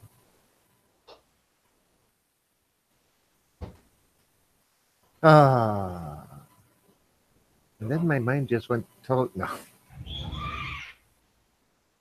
well, that sounded like a screen door opening. no, I still I wonder don't, if it's still in there. but it's really raining. Yeah, but it's if it's still 40 degrees, you still have a little ways to wait. Yeah, but real feel, man. Real field only affects flesh and blood things that give off heat. It's the taking away of the heat. That's what the wind chill is. When it comes to water, water doesn't care if it's 40 degrees outside with a 50-mile-an-hour wind chill. It still stays water because it's still 40 degrees. It's not pulling heat out of it. Well, that's a bad example because it actually does pull heat out of it, blowing past water. But Doesn't it you pull? take a steel block outside. You take a steel block. That steel block at 40 degrees with a 40-mile-an-hour wind going past it is still 40 degrees because there's no heat being created that's being pulled away. That's where the wind chill factor comes in. That's why they say it doesn't affect cars, even though I think it does. But that's my choice. Because I know when it's like 20 below wind chills, my truck doesn't like to start. Now, granted, I have a really good battery in it, and it does start, but it still moans and groans at me when you try. Mine hasn't been wanting to start. Well, it starts obviously, but I actually have been questioning like, do I need a new battery? I'm looking through because in I have one of those I don't know Chilton Haynes whatever books. I think it's Chilton this time. But inside the front cover, I just write any work that I do to my vehicle. And November 25th, 2015, I got a new battery for the first time. and it's no '06. That lasted like 9 years. It's only been 2 years, so if that battery's going, I'm gonna be mad. But that Yeah. being said, it is a Walmart battery.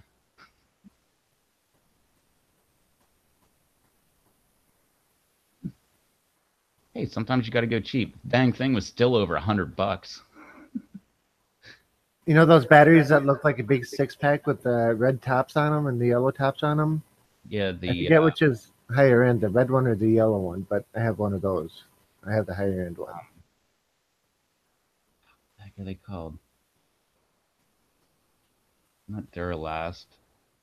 I have no idea.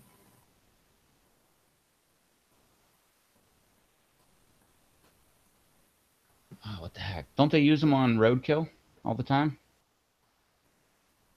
Don't know. I don't remember right off the top of my head.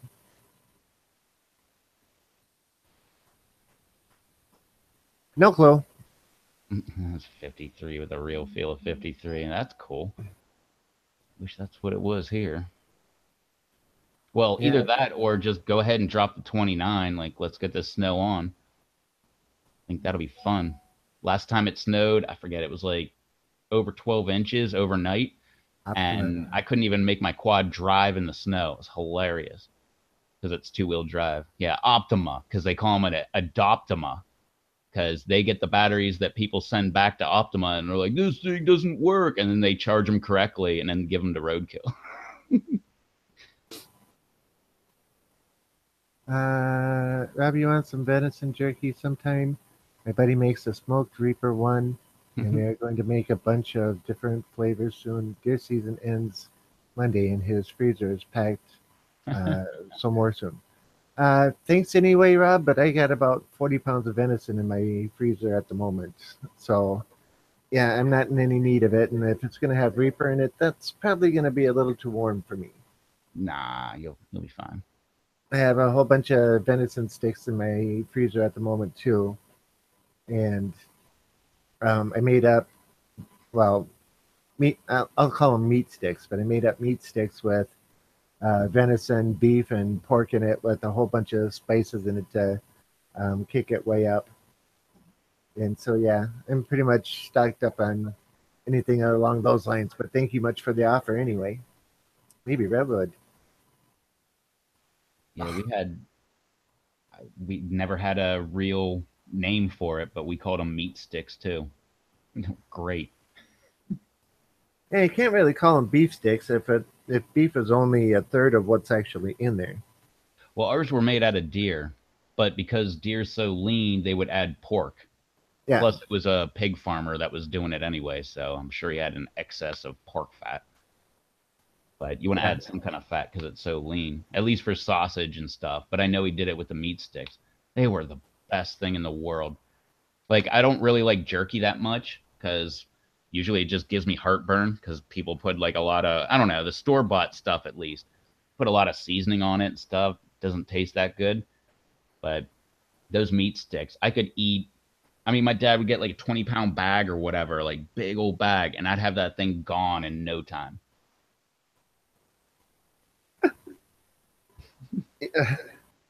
Jared says, back in the day before I had kids and one broke, I only used Optima batteries in all my vehicles. Now I just use whatever I can to get, or whatever I can get a good price on. Had great luck with Napa batteries. Yeah, Napa's pretty good.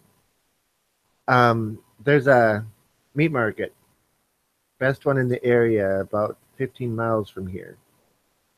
And they make like 15 different varieties of meat sticks, all the way from barbecue to plain to the hottest ones are habanero. So you can get in and get some good tasting stuff, but that's really expensive. It's 60. If you want to have some made, you can have it made, custom made, however you want it, and it's $12 a pound. Not bad. I don't know what the going rate is, but Well, that's for them to take and make it. But yeah, I don't know how that equates down either. But we were thinking about having some made. Then I looked into how to make them, and what I can do this.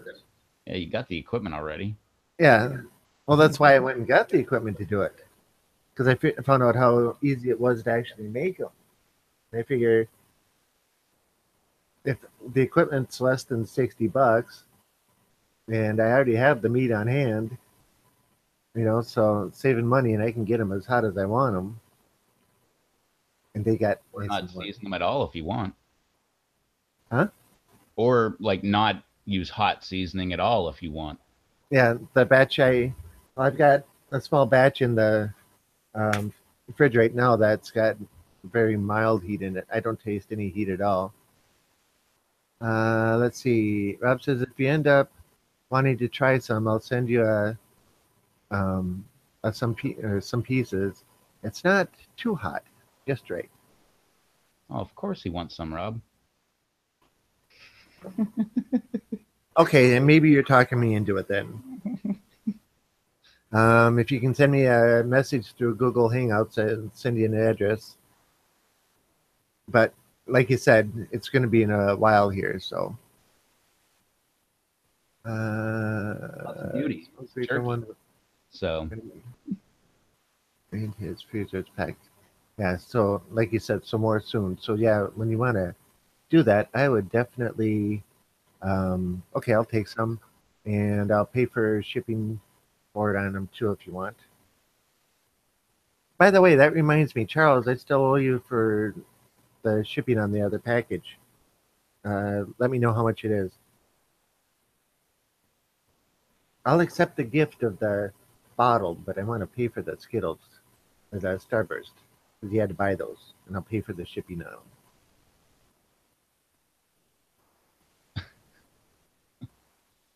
All right, I'll be back in a moment.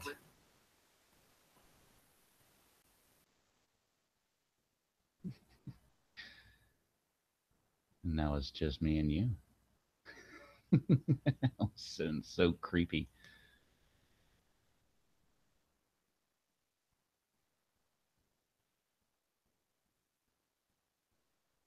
Wow. 350 a pound for your own pig. That sucks. Jared said I'd like to buy equipment to make sausage. Local butcher shop charged me 350 a pound to make sausage out of my own pig. Isn't that just a grinder? You can get one of those, what is it, food processor, where it's like the bowl thingy that spins around with the cutter dealy, but you can take that top part off and attach it, and then you can have the meat grinder attachment, and then there was like a pasta making attachment. My mom had one of those. It was like one of the coolest machines I've ever seen. Like it was like the multi kitchen machine. You could do anything with that.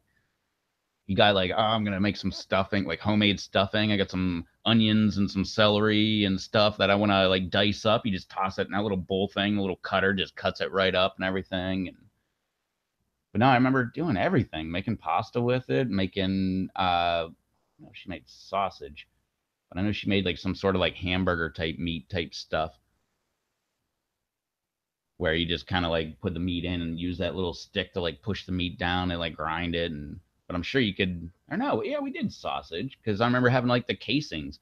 You have to put it in there and like you get to a point and you twist it and then like you'd let it go a little bit and then twist it and then you got that like that big old school cartoon stick of like sausage that like links all connected and stuff. Yeah. Wow. Memories coming back. I forgot all about that stuff. We had like an industrial one, which is probably what you would want to check out like restaurants and stuff. We had an industrial one at a restaurant that I worked, and it was the exact same thing, all the same attachments, except they also had this big grinder attachment where you could just put bread in and grind it, and depending on how the coarse the or how big the cutters are on the wheel, you would have like coarse breadcrumbs or like fine breadcrumbs, and also depend on how fresh the bread was. You put an old piece in there with like a big whole thing, you're gonna come out with just coarse bread or fine breadcrumbs. It would just like make it fall apart. But that might be a good idea. So if you're thinking about that, check out the restaurant part of the classifieds. Never know, someone might have a half decent one or one with like maybe a blown motor, and maybe you can get the motor really cheap. Maybe you can get the whole thing for 50 bucks because it doesn't work or something, and get a new motor for 20 and bang, brand new machine. That would be pretty cool. 'Cause I'm pretty sure, if I remember correctly, it only had one motor that operated all the different things. It was kind of like a tractor. Right? You got like one engine, but yet you got that PTO, and it's like, oh, we got a brush hog. Oh, we got a plow on the front. We got all these different things, but yet one engine. I mean, that's hydraulic, but you get the gist. Charles is dozing off. uh, let's see. Get a meat grinder and a sausage stuffer. That's what I did. I've got a hand crank meat grinder, and I just got one of those. Looks like a caulking guns sausage stuffers. Yep. I only do, most I've ever done was 5 pounds at once, and it doesn't take very long to do it. KitchenAid is the mixer that he was talking about. Yeah, but if you're gonna do like your own pigs, meaning like multiple pigs and stuff, I'd try to Yeah. get like some kitchen grade, like in a, industrial kitchen style, Yep. style. Yeah, because I have my little sausage stuffer. I grind it up and then I pack it in a tube. Looks like a caulking gun and has a handle on it. And it's got a nozzle on the other end where you put the casing on and just sit there and squeeze it. Made sausage 100 pounds at a time. Oh, doesn't that sound good? Yeah. Yeah, I bet we could do that with the one we had. I mean, we used it. We only had like, because it had like the screw-on attachment, so you could have like the nozzle that comes out, or you Yep. could have like the different holes. And we just had the different holes, and then had the spiral gear in there, and then like the Yep. chute going up and stuff. But no, we would make our own ground meat. So we would have what the heck is what's the most expensive cut of meat? The tenderloin. No, The prime rib, no, or is it the sirloin? filet mignon. Or oh yeah, fillet. We would take all the cuttings from the fillet, all the fat and everything that we would take off of that, because we got them in. They were just still covered in like sinew and fat and all that Right. stuff. We had to trim it all off. We would add all that stuff right over. I forget what else we would add. Some other kind of meat, and we would make our own hamburger. We Mm-hmm. just throw it all in there and use the sirloin fat and like I forget what other kind of meat, and make our own hamburger. It was pretty good too, man. I learned a lot at that restaurant. Well, yeah. I learned a lot of what do they call that? Workarounds. Shortcuts. Oh yeah. Yeah, most yeah, non chain stores have their own shortcuts. Some of them are bad, so What's that? I said some of the shortcuts are not bad. Oh no, like if you're gonna make mashed potatoes, just cut them up ahead of time. Just keep them in water. We'd have Mhm. those things. We'd start on Monday so that we could go all week to get like 15 5-gallon buckets full of potatoes ready for our Sunday special, which was like stuffed pork chops. And we Mm. would eat that stuff. Sometimes we would have a 55-gallon uh, trash can that had like a garbage bag liner in it, and we would have that full. That was for Thanksgiving. We'd have that thing full. Not all the way full, because you'd have to have the water above the potatoes, otherwise they start browning. But then we would have like 20, 25 5-gallon buckets, as well as 50 that one 55-gallon um, garbage can. It was pretty crazy. You'd think it was like some weird soup kitchen or something, but the owner got paid on Thanksgiving. Yeah.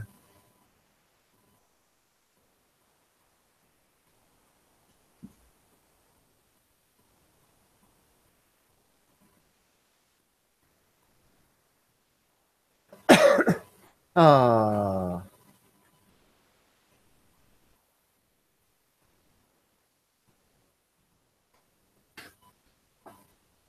Yeah. I used to experiment with all different types of cooking and things like that, and I rather enjoyed it. And I wanted to get one of those KitchenAid uh, kitchen appliances, and I never got around to actually getting one, but Oh, Kind of you're wish getting I one had. right now, aren't you? Huh? You're getting one right now. You're on Amazon, aren't you? Nope. Nope. Nope. Nope. Nope. Nope. Shoo! I made it back. You Hopefully, it wasn't snowing or anything like that, but that might have been keeping you up. yeah, did it change to rain yet? Because it hasn't here yet. At least I still hear rain. That's probably -5 degrees where Alex is at. Yeah, that's why I was So if it's asking. coming down, it's snow.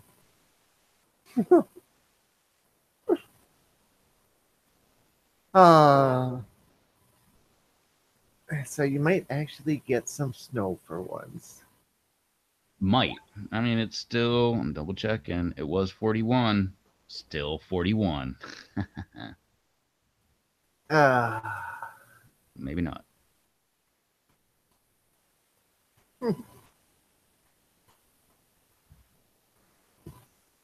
Still in that group text. hmm? I'm still in the group text. Hmm. I had three new Uh, messages. let's see. Jared said it had the grinder on it. Then you take the ground meat and add the spices and fat in. Run it through again to mix it. Then run it through a third time with the stuffing nozzle. Yeah, that's the name of the thing. I was couldn't think of the name of it. Stuffing nozzle on and stuff the casings. Yeah, because mine has a stuffing nozzle on the hand thing. Later, Charles. Yeah, Charles is going to bed. It's been a long day. Have to work in 7 hours. See you guys Monday. Alrighty, Charles. See you on Monday. Alex says night, Chuck. Brian says good night to Charles, and Rob basically does too. Ah, but yeah, I got to get up in the morning too. But I still got a little bit of time yet here.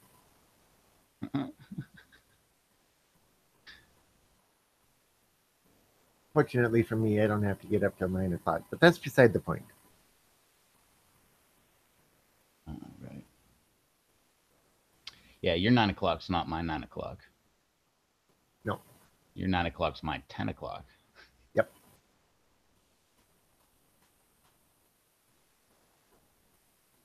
No No, Powerball winnings for me. was that supposed to be big? I was at the gas station today. I didn't even look. Not that I play the lotto ever, but I do try to look at the board and like whenever I see it over like 100 million, I'm like, let's waste $2 or whatever it costs. Yeah, $2. Yeah, if it gets over 150, I'll buy a ticket. Yeah, I just buy one. I don't have numbers. I don't do any of that stuff. And I mean, our in North Carolina, it all goes to education. So whenever I do that, I'm like, hey, look, that in my taxes like help kids, and that's how I justify it. So I mean, Hmm. it, I've never won. Like I've never even hit like just the Powerball with what doesn't that give you your money back or something? Or if you get one number, it'll give you your money back. I think yeah, one number, or I think it's Powerball gives you $4 back. Powerball Let and a me look at my regular. giant stack of lotto tickets in the corner. I have a sheet on my wall that shows it. So the Powerball is $4. Powerball plus a regular number is four. Powerball and two numbers is seven. Three numbers is seven. Three numbers in the Powerball is 100, and it goes up from there. I've hit a $4 one once. I got a Powerball one once. I don't think I've ever won. Scratch tickets I've won on, but that I is your biggest waste of time ever. And if you use scratch tickets, you are totally annoying people in line behind you. When you're like, I'll take a number 7 and a 12 and a 13 and a 2 and a 4. Oh, and like scratching them off before you, oh, this one hit. So I want to cash this. I'm like, gee, get out of line, man. Like, you're done. Like, how are you like still in line? I don't care if you won. Go scratch it over there and like, let me get, a drink so I can get out of here. yeah. Uh, Just saying. I hit one ticket one time, and it was the last time I bought scratch offs in it. But I hit for $500. And like I said, I quit buying because I figured that was going to be my one and only decent win. and I'm not going to turn around and throw it all back into it. So I quit playing scratch offs, and that was way back in, man, 91, 92.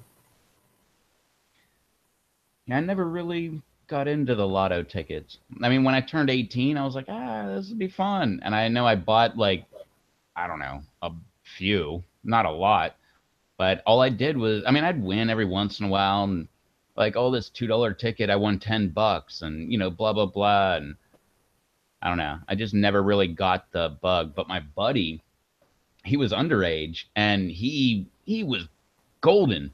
If they sold him a ticket and he was 17 and wasn't 18, he's not allowed to get the ticket. Oh man, he would win all the time. Almost every time. Like he would get a $1 ticket and win $2. He's like, "All right." And then he'd go get a $2 ticket and win like $10. He's like, "All right, cash that in and get like, five $2 tickets." And on two of them, he'd win $10 each. I mean, he was like the craziest thing. He turned 18, never won again. I believe it. By the way, he also became a heroin addict. So kids, take that as a lesson. I think it's a gateway drug.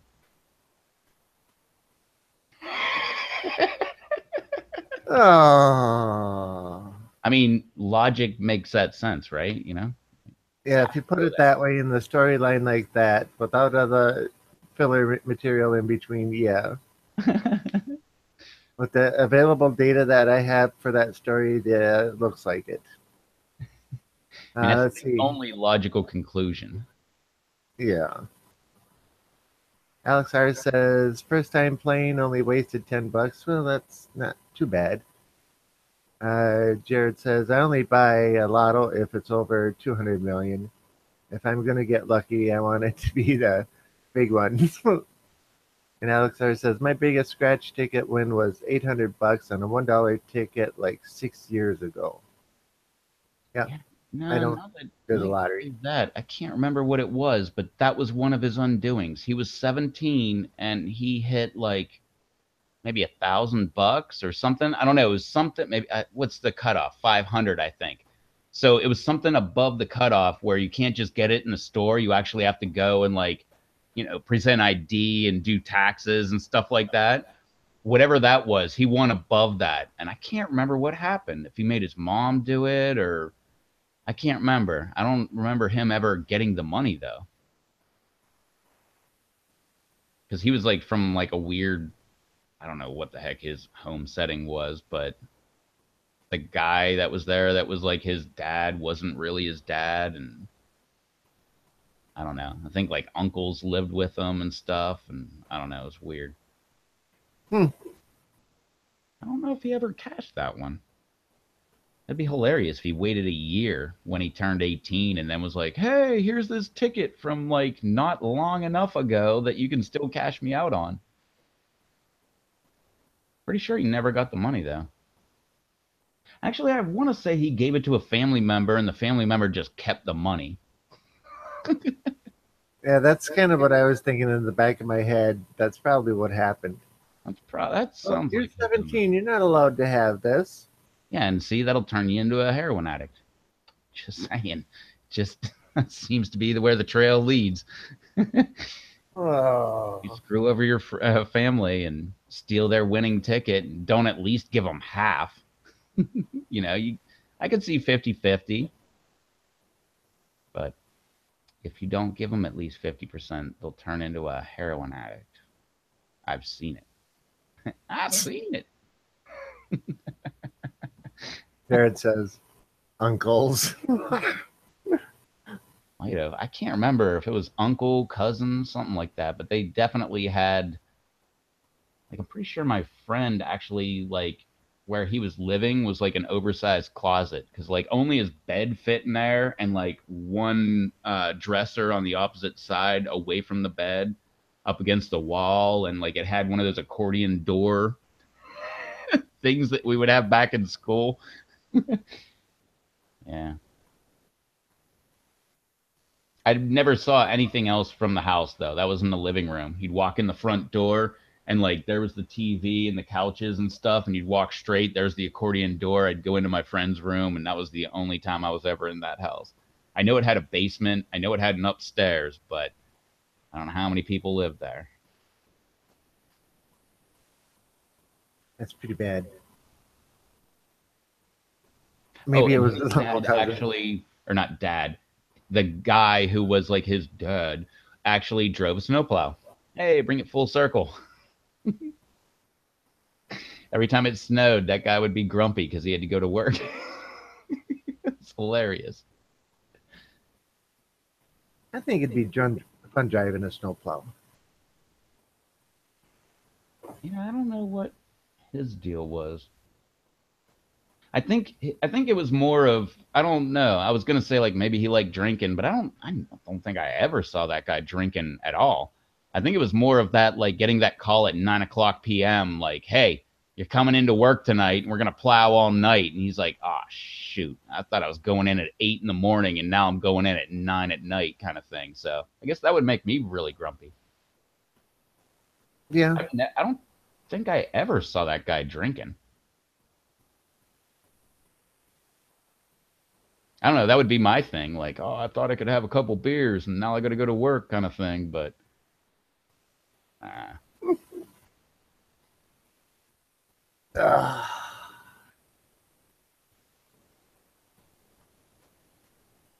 So, what subject shall we go on to next? well, obviously, we got to go into snowplows. Something I know nothing about. I have a snowplow for my quad. That run? I need one. That way, I could probably fix my driveway. I'd run over everyone's mailboxes if I drove the snowplow, says Jared. Nah, not me. On purpose. Oops. Shouldn't have put them so close to the road. There's only one problem with that. At my house, anyway. You don't have a mailbox? Mailbox is on the house. You Yeah. have to go about 20 blocks down before you get into the area of town where mailboxes are out by the street. So you're like the in-town townies. Yeah, the mailman walks across the front of the house every day to do mail. All it says, has anyone grown Korean dark green or Korean gochu peppers? They seem to be taking forever to germinate. So far, only one has germinated out of starting four of each after a week. All my other varieties germinated after 4 to 5 days. I have no experience with them. How about you? I've never grown gochu. I've seen a lot of people growing gochu, but never. I don't think I've ever heard of Korean dark green. Oh, I guess maybe that's Korean dark green gochu peppers or Korean gochu peppers. Because I've heard of gochu peppers, but I heard they're pretty prolific. But as far as getting them started, I don't think I ever saw anyone start gochu. I've always seen them when they were like actually, I don't know, at least this big, and they had just pods hanging off everywhere. Okay, so they're two different varieties, and Jared says he hasn't heard of those. Yeah, I improvised that one. Just Yeah, a little. I might have grown gochu actually. But if I did, I got it as a plant start at the store. I don't know, like what would that be, like 9 inches tall kind of thing. I definitely didn't start them, but I will be starting peppers soon. You wanna see some peppers? Wait, they're not holding anybody up over there, are they? I don't think so. Mm. Paula says I got him from Kane. Maybe I'll ask him. Okay. Jared is asking what genus are they? Anim, comma Chinese or Chinese. Or baccatum, or isn't there four? Capsicum? Isn't Well, one they're of all them? Capsican annuum or a Okay. Capsican chinensis or a Capsican baccatum, or isn't there a fourth one? I don't remember. I can't remember. Hey, if there is four, I labeled 3 out of 4, so that's not bad. Wait, not a Meatloaf song or something? Is it? I don't remember. Uh, Or no, it's 2 out of 3 ain't bad, isn't it? yeah, I was just thinking. I don't know of anything that's 3 out of 4, but 2 out of 3 ain't bad. Okay. Well, I was never a big Meatloaf fan, so I can always fall back on that. Meatloaf, isn't he that guy in Fight Club?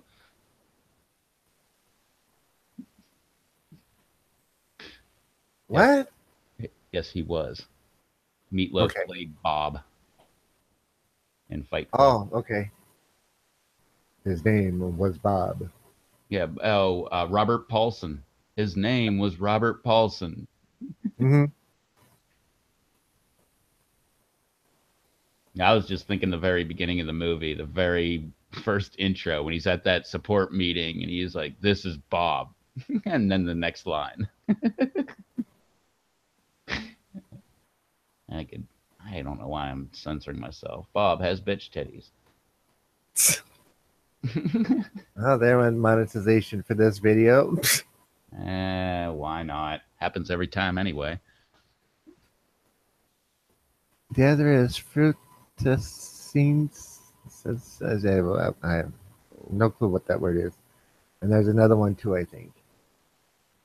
Yeah, it's like frutescence or That I'm going sounds. from memory right now, not reading what he wrote, but it's really close to what he wrote. I believe. Hmm, I don't know.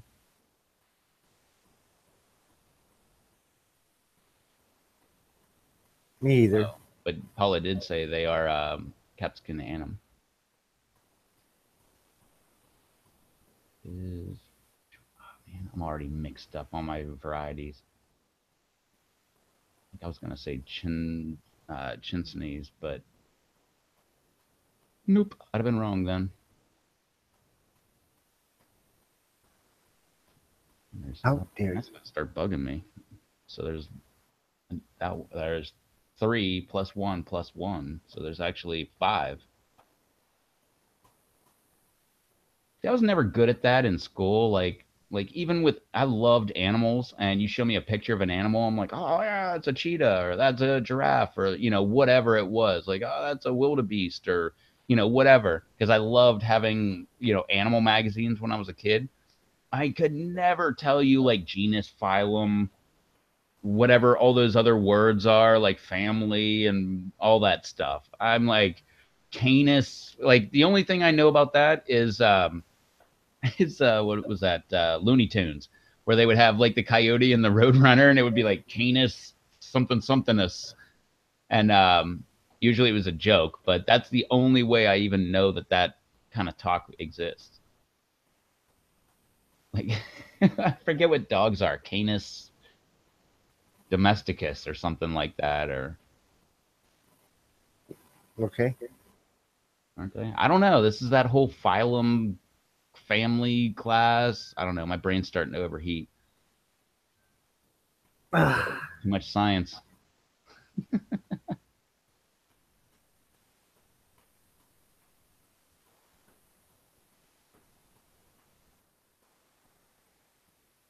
I'm still disappointed you didn't get to try your chips tonight. Well, I mean, I don't know. You got to be fair to Dave, right? Or do we But say you could heck with put him? something He like else missed, on them. or what? Are you trying to tell me like heck with him? He didn't show up for like the last Nope. bunch of live streams, so we should just go ahead and do it anyway? Because I'm not saying that at all. I'm saying I'm disappointed you didn't get to try something hot tonight. You didn't get to try your ranch Dorito, or yeah, your Dorito Cool Ranch or your Cool Ranch Doritos, and you went out and you got them, and you came back and you were expecting to eat them, and they're expecting to eat something hot, and now you don't get to. So now it's a disappointment for you, and then it's a disappointment for me, and it's a disappointment for everybody else out there because we can't watch you get all that and start squirming around, even though you ain't gonna do something like that. with the crimson blaze grown at home, Yeah, but you citron were gonna hold peppermint. that one for Dave, so don't you have another powder or something else there? No, You ate all those powders I sent you? Various pepper products. I didn't even notice that was the contents of various pepper products. But nah, I even got the Doritos. I was all ready. I know.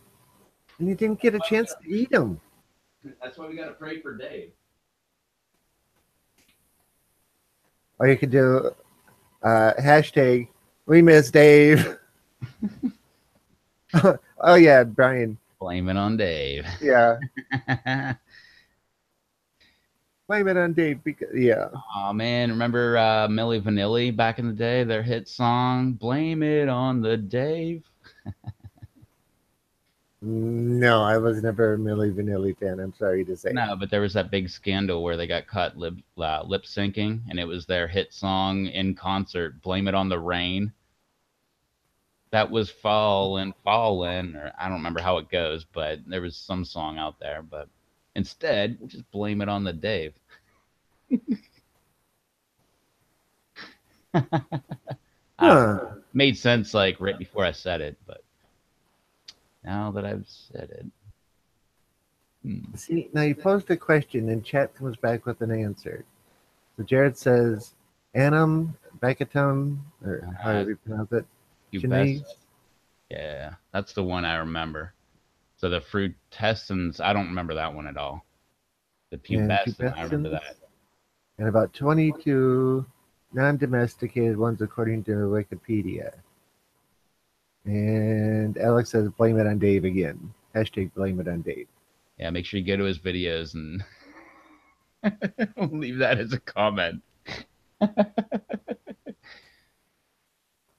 And Paula says, pubescens, however you pronounce it, is the only one I don't have any of. We'll have to hunt for some. Yeah, I think that's Oh, is it why. Ricotta in the pubescens family? Yeah, what Jared said, that's I believe why I know that there's a pubescent because I had ricotta's orange and yellow, and I never got one to come up. Huh? Tabasco. Huh? I've never had a Tabasco. Tabasco pepper though.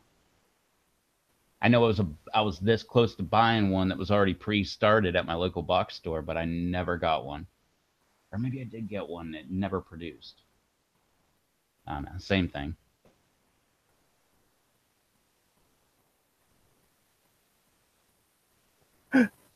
Uh, yeah, so Paula says Tabasco peppers are fruits. I can never pronounce that word.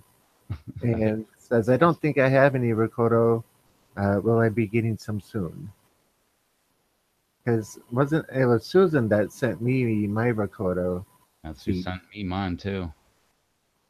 I believe two different times because she sent them to me, and I'm like, I'm gonna get these things going. I tried all these different ways. One in the, I've said this a million times. One in the greenhouse, one in the garage, one in the kitchen and the air conditioning, one on the heat mat. Like all over the place, and none of them came up. Although I did mention a little while back, I should find that message from her and repeat it because she actually sent me instructions detailed, like how to get them to come up. It was like get a little styrofoam cooler and a heat mat, and you put them in there for so long and a bag over them and all that stuff.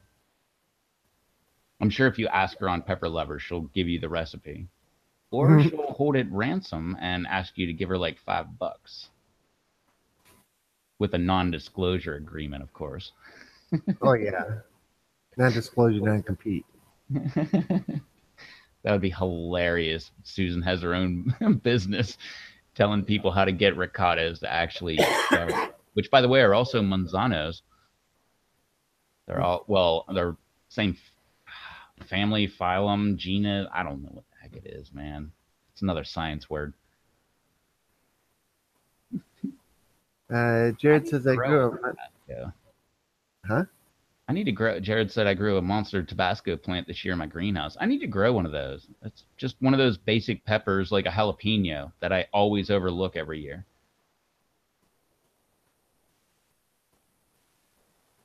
Avocado pubescent. Yeah, and he's right. They have black seeds. Yeah, Really weird seeing those. pubescens. Yeah, pubescens. Seems right. Yeah, they get the black like gravel or like concrete seeds in there. Oh, I know. Can just the giant red ricotos. The seeds on those things are probably 3/16 of an inch across, and they're round and rock hard. They're like pebbles. Oh yeah, you'll chip a tooth trying to like chew into them. But Yeah. that being said, I swear I saw Brando just munch away on one because he never de-seeds anything. I want to say that, but nah, I don't know. I don't think he would have done that. He probably pulled the seeds out, but Uh, Paula says, I already got about a dozen pepper varieties from Susan this year. I'll wait till next year to hit her up again, laughing out loud. My garden is full for this year. And Brian says, doesn't, or shouldn't be, don't most pubescens have the black seeds like the ricotta? Oh, okay, you answered my question. And Jared says, Tabasco is fun to grow. They point straight up in the air. Super easy to grow too. I love those ones that stick up in the air. I have no clue why I like them so much, but maybe it's They're because all the ornamental. peppers I remember are bell peppers and jalapenos, and they all kind of like hang over, whereas Yeah. everything else is weird and new to me, and it like sticks up and stuff. I planted 4 Tabascos this year, so hopefully they'll come up. I don't think I've ever had Tabasco seeds. I'm just gonna grab one at the local box store. Almost said their name. I don't want to advertise for them because they sure as heck don't take care of me, but it was hilarious when I went and bought my water. The 5 gallon jug. I don't know how much it costs where you live, but usually everything's more expensive here. But so we go in there. I know exactly how much it costs. 5 gallons of water. What is it? Crystal water or whatever. I don't know. 7.13 is what it Huh? cost. Yeah, $7.13. And I went in there and she was like $6.99. I'm like, yeah, you forgot to charge me tax because it's 7.13. She's like, oh, right. And hit the tax button and it popped up 7.13. I'm like, yeah, okay, there you go. Now, is that a 5 gallon plastic bottle that you're getting a new bottle, or are you refilling it? Refilling. Well, I exchange. Okay, so you're basically refilling because here they're $1.25. Yeah, out here, 7.13, 5 gallons, like almost as much as gas. Well, I guess I can't say that's a totally accurate statement because you can go and get RO water from um, the grocery store at 25 cents a gallon. Oh no, that doesn't happen here. Um, Uh, Jared says a good friend of mine grows several Kodo varieties. She said she would give me some seedlings this spring. Well, that sounds cool. And Brian says I just ordered 10 packs of different seeds from chili seeds in Australia. Some I have never tried before or heard of. no, this thing, 5 gallons. Yeah, 5 gallons. Seal on it. Yeah. That's how you know you got the good stuff. But no, 7.13 for that thing. Now, does that say minerals added on that label on the top? Does it say minerals added for flavor? It says purified water. Oh yeah, minerals added for great taste. What the hell is that? That's Purified by reverse osmosis and or distillation, filtration, and ozonation. Okay, well, what's added? Special minerals, sodium bicarbonate, that's baking soda, yep, sodium sulfate, I don't know what that is, added for taste. and probably You're magnesium adding sulfide. minerals to take water for. I don't need minerals. Just give me water. Maybe Well, that's that's why I say that's why you're paying so much extra for it is because they're putting the minerals in. Um, Reverse osmosis water, which is what you got there, here is a quarter a gallon. yeah. Well, we only got. I don't know. I should check the grocery store. I've never got it there. We bought our Yeah, machine from the local box store, and we bought two 5 gallon jugs, and we only have returned there. They used to take any kind of return or exchange, but then they were like, if you don't have this specific bottle, Yep. brand and bottle and everything. We're not Yep. taking it back. Yep. Well, like Jared says, I've got a RO machine in my sink. It makes a couple gallons a day. Oh, I've got a high end one down in my basement. It's too big to fit in my uh, under my sink because I've got two 25-gallon tanks and another 10-gallon tank on top of that. And mine's a 8 filter system, and it's capable of producing 125 gallons a day. I use it for filling my fish tanks. I've got this water cooler where I put these 5 gallon bottles on it, and it gives me 5 gallons every time I do that. So what I've got. But no, the whole reason I got it was we actually got a warning notice in the mail from the water department, like, oh, hey, warning, like the arsenic in our water is like way like 10 times higher than the acceptable levels. Yep. It's still not that bad, but just don't drink the water. We recommend you getting bottled water. And then I got a water report like less than a year later. Our water has been, contaminant free for 4 years. And I was like, oh, yeah, I'm not drinking this freaking water. Like I still had the old, you know, what the heck do they call them? Hoarder me. I just so happened to have like the old notice. I'm like, it says like November, and now they're telling me in like, July everything's fine for the last 4 years. Like that's not cool. Yeah. Not saying they're liars, but I never said what actual county I live in. Yeah. They Jared might, says I test. Oh, go ahead. no, I said they might be liars. Maybe. Jared says I tested the ppms in the RO water versus my well water. The RO was 26 ppm and the well water was 260. So yeah, 1/10 of the difference. And Brian just says, "Wow." Jared says, "Dang, Rob, your system sounds like the ones the hydroponic pot growers use." Oh man, No, no, another no, no, no, clue no, into no, no, no, Rob's no, another clue into Rob's private life. no, no, no, no, no, no, no, no, no.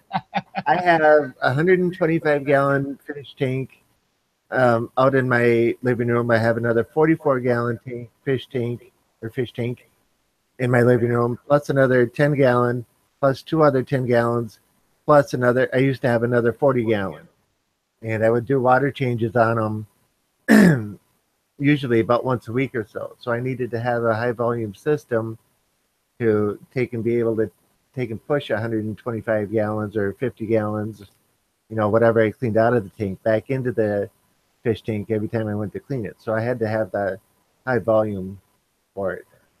Were any of the fish tanks saltwater fish tanks? No, nope, don't go for salt water. It's too much of a pain in the butt. And That's on what top of that, you I can't just thought. take the wastewater and dump it in the grass. It kills the grass. Well, you can, but it'll kill your grass. So Don't tell me um, what I I, can't do with my saltwater, Rob.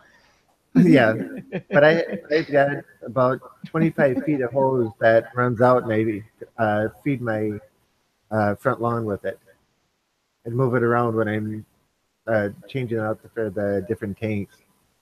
I don't know. If you had to change your fish tank water every week, I do not want that kind of fish. That sounds like a pain.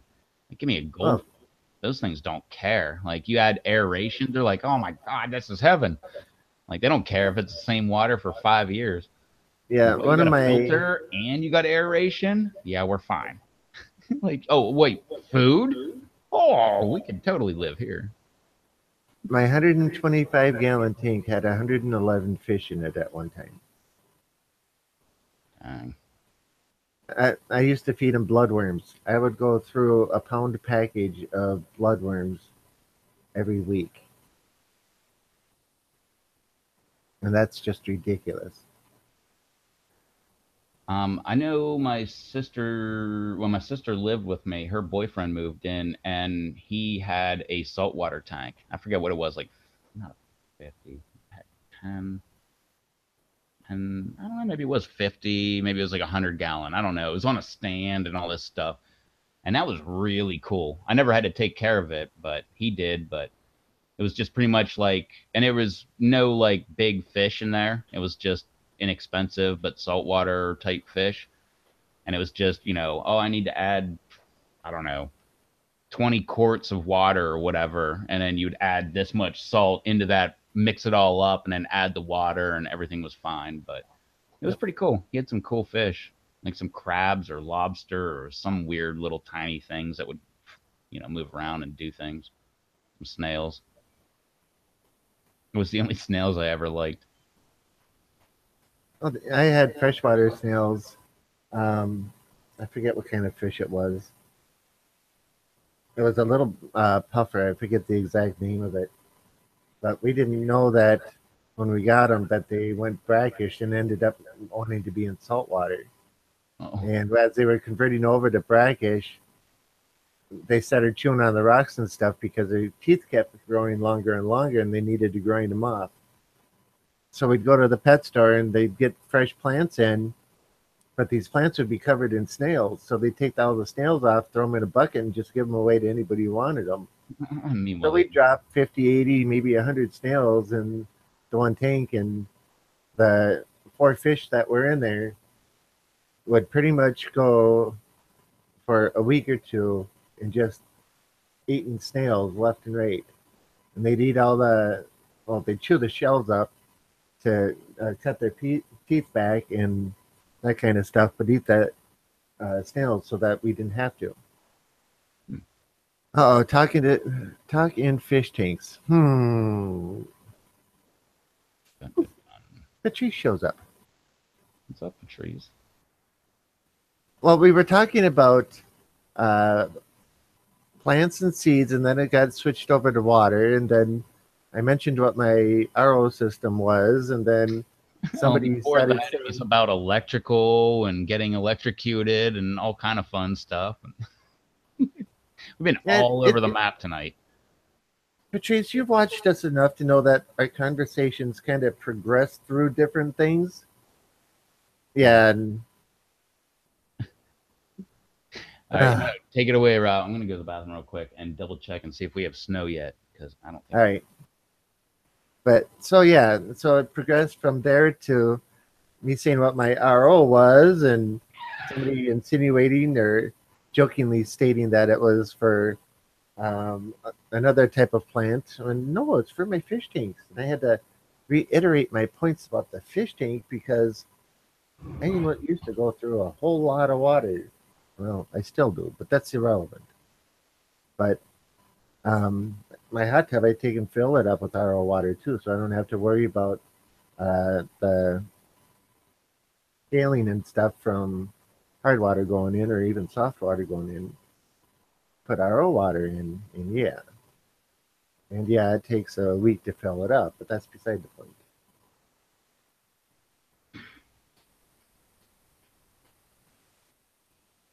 Yeah, Patrice, Dave is a no show, so the new hashtag for today is hashtag blame it on Dave. So, um, yeah, didn't show up, and therefore Rev didn't try to get to try his Crimson Blaze chip that he went out and got Cool Ranch Doritos for, and I got to try my sauce on some chips. Speaking of which, I need to put that in the fridge. What is RO water? RO water is reverse osmosis water, where it runs it through the filters and then a reverse osmosis membrane and then out through carbon filters. And it purifies the water down to about 99 point, depending on the system, 99.0 to 99.99% pure. When it's rated at 99.98% pure. So yeah, really good water. I like that. How was the sauce? Sauce was wonderful. Is wonderful. I've gone through that much of the bottle um, since getting it yesterday. The live stream yesterday, I did spoonfuls shots. Today, I was doing it on Tostitos. So, yeah, I'm rather enjoying it. I like the pineapple undertone or flavor with it. I didn't think pineapple and hot would go well together, but it goes really well together. And Charles P sent it to me, and Unfortunately, he isn't here at the moment. He had to cut out. Yeah, like Jared says, reverse osmosis. And I hear Rev coming back. I wasn't doing hot sauce shots. I was doing hot shot spoonfuls. Well, I started out small, but I got bigger and bigger once I realized what the heat level was. But it was good. All Yeah. right, since you're back, I got to take off for a minute, so I got to put this away. I'll be right back. And if you want to see Rob doing hot sauce shots, definitely throw a comment down below. And if you're watching this in the aftermath, Uh-huh.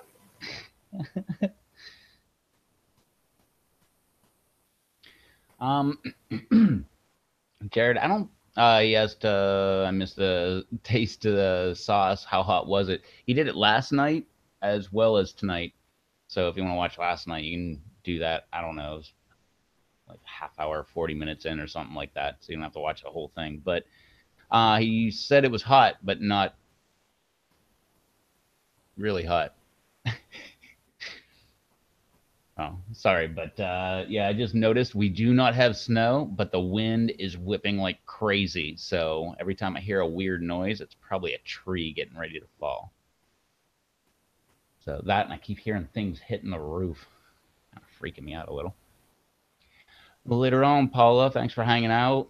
She's out of here.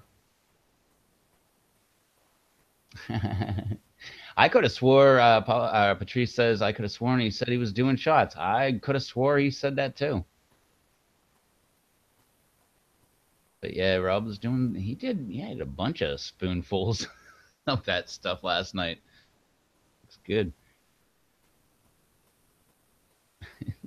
Spoonfuls of hot sauce like Johnny Scoville. Next thing you know, he'll be doing pods. Another thing hit the house. All I ask, you can hit the house. Just don't hit my truck. You can fall in front of my truck and I have to use a chainsaw to get out. That's fine. Just don't hit my truck. Yeah, could buy a greenhouse plastic. I already got a rip in there. So it's only a matter of time at this point. Actually, that's kind of why I'm hoping for some snow. If we actually get some freezing and the snow actually starts laying, it'll cover up those rips, and then I don't really have to worry about that anymore.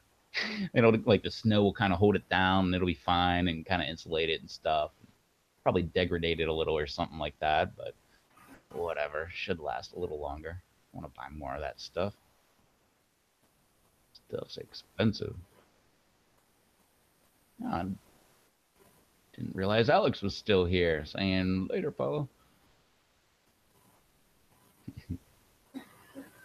Yeah, definitely should have got the good greenhouse stuff, but looking back, still wouldn't have done it differently. Still would have went with the cheap stuff. Good learning excuse.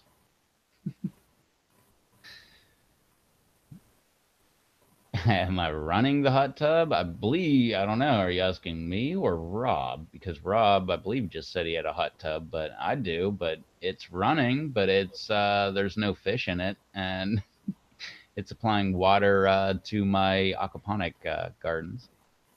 So, yeah, it's still running, I think. I don't know. Maybe I should go check. But it was last time I was out there. Same with the lava rock aquaponic garden, but not with the peppers. Yeah, with me, yeah, it's still running, but not with the super hots. They are completely dead. Especially the last few days, that really killed them. There's nothing left out there. It's a wasteland. But I do. Maybe I shouldn't show it. What do you think, Rob? Should I show it or not? I don't even know what I'm talking Show about. her or not what? Should I show this or not? I'm gonna save it for a video. I don't know what it is, Ah, so I don't care. I have this, which is two of my peppers that I rescued, and you can see the one is nothing but a stick. I don't know if it's going to come back, but there's roots all up and down here, all the way to up here that are sticking out. So I don't know if that's actually going to form, but I did rescue a sugar rush, which is the one with leaves, and they haven't fallen off. This one, all the leaves fell off, and I didn't see much new growth except for like right here, little piece popping off right here, another one starting right here. But I just chopped it up last night, so I don't know. We'll see. They still have decent root growth, I guess. Oh, right. They are used to being in deep water culture, not cracky. So that might be another thing. His roots aren't looking the greatest. Neither of them are, but I rescued them, so we'll see what happens. The sugar rush, well, it still does have pods, little pods all over it. I just keep knocking them off. I believe it's still in shock. I brought it in when it was like 40, 38, something like that. And now it's been in like, what's my temperature in here? 69, 68, something like that. So I don't know if it's actually going to make it, but the leaves aren't falling off. Oh, that one is. Yeah, the leaves aren't falling off, but no, I don't think anything else is. That one looks like it's going to, actually. That one looks like it's kind of Yeah, burn or something. So that one had to come off, but everything else looks good. So I don't know. I'm just wondering about the stick. I think hopefully that'll something will come of it. I don't know. It's sitting under the grow light.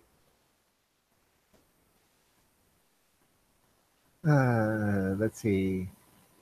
I had 5 or 6 rolls of 4 mil plastic that I got for $2 a roll on clearance at Lowe's. So that's what I used for my greenhouse. It only lasted 6 months. That's from Jared. Uh, so Yeah, I can't Alex remember is what asking mine if most is. of those pods you brought in ripened.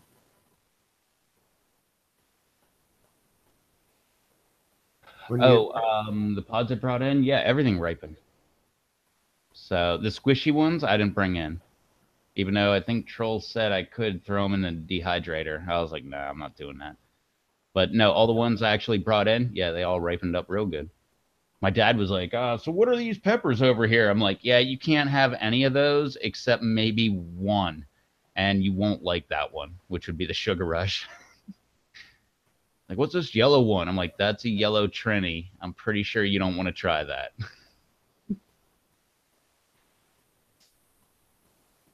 But yeah, 4 mil. I don't think I had 4 mil. Or no, I definitely didn't have 4 mil. If you got it for $2 a roll on clearance, well, unless you got them really small rolls, mine were uh, 20 or 24 by 100. I forget. That'll get me 3 roofs, I believe. But that cost $100, but it's not on clearance. yeah. Uh, Patrice says, glad you saved at least one. And well, gentlemen, I just stopped by to say hi. Gotta go. Good night. So good night, Patrice. Thanks for stopping in. Yeah, thanks for hanging out. And Alex says, nice. I thought about making a greenhouse, but with the weather around here, it wouldn't last through a winter. I'd have to do it out of What if you something did really hard. glass? I'd have to do it with something really hard to take the cover off. No, yeah, if you did glass, it would be probably pretty good. You get the glass, get an actual heater built in.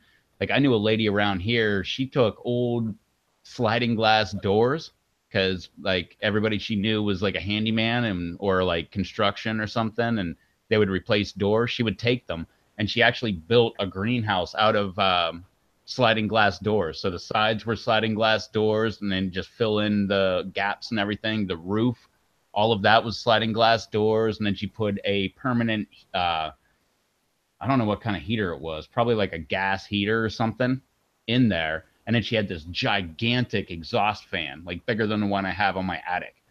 And she had that thing. And this thing was, I mean, I don't know, maybe 12 by 10 square wise. I mean, it was tiny, but it was great. Yeah, if I uh, knew more construction people, I would have done that. But Patrice says, always interesting stopping by. Thanks, Patrice. Uh, Alex says, ciao, Patrice. Jared says, Rev, I'd have told my dad they or sweet peppers, and to help himself. Sort of Rob. No, he can't even handle jalapenos. Like he eats a jalapeno, he's like, "Oh, that's really hot." Like if you add jalapeno to any recipe, he's like, "What did you put in here? Like a lot of pepper or what?" Yeah, he really can't handle the spice.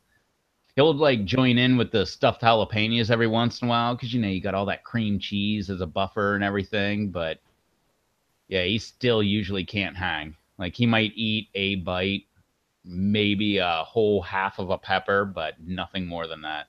Actually, I had to convince him a little bit ago. I was like, man, you got to try this. Um, I don't know. I think I made like three jalapenos, so six stuffed jalapenos. And I was like, you got to try them, man. I got two left over there, and they have no spice whatsoever. And I don't know why he believed me, but he did, and they didn't have any spice. And he's like, yeah, it's crazy. It's like they don't have any spice whatsoever. But they were store bought. I really need to grow them. I haven't grown a They were so jalapeno in hot. like 3 years. I haven't had the opportunity to grow jalapenos or habaneros yet. I did habaneros last year. Orange, chocolate. I think that was it. The year before, I think I did red and orange. Can't remember. And 2 years ago, Devin's father grew habaneros, and don't know why. He is not a pepperhead. He's like you were saying with the jalapenos. So when asked if he was going to grow habaneros again, he was like, "Why should I grow habaneros when I can't eat them?" So he switched over to raspberry bushes. Good choice too. Huge change though. Hot peppers to raspberry bushes, yeah, Yeah, completely different animal there. I've yeah, not it was been pretty very cool. good with my fruit bushes. I got a grape, and I had a giant grape over here where it actually grew. It wasn't mine. It was whoever the heck, I don't know. Maybe it's native, I don't know. But it grew up like four or five different trees and it was up like 30, 40 feet in the air. And it was just gigantic. And if you had any vehicle that parked under it, they would fall on your car and leave orange dots all over the place. It was horrible. But one of the times my parents came, they like cleaned up the yard and cut down the dead trees that it was growing on, not knowing that it was a grapevine, and now I don't have that one. But Oh, my Concord grapevine really did great this year, but never produced a grape. My blackberry didn't do practically anything. I don't know. You're supposed to trim them back or just let them go the next year. I thought you were supposed uh, to trim them. I know grapes you're supposed to trim because they trim them back to like stumps every year. okay. I know raspberries you taking trim back to about 12 inches. That's probably what you need to do with blackberries then too. Let's see. Brian says I just ordered a pack of the white habs. Cool. Alex says I always grow jalapeno because they are so good in kung pao chicken. I Cool. don't think I've ever had kung pao chicken. I don't think I have it either, but I'm taking his word for it. Jared says I'm not a huge fan of fresh jalapeno. I like Scotch bonnet. Tastes better. Rob says I'm heading to bed soon. Later, everyone. Good Later, evening, Rob. Rob. Good night, Rob. Yeah. Thanks for joining us. Thanks for hanging out with us through our wild roller coaster of topics, Yeah.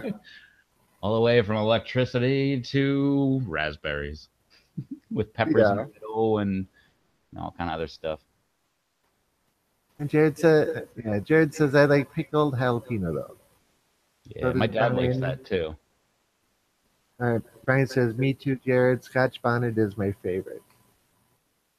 Alex says my Scotch bonnet that I was growing for this winter turned out to be some crazy hybrid with tiny pods. Huh. Yeah, Rob says catch y'all next time. So later. yeah, people are saying goodbye to himself. Yeah, I've I've had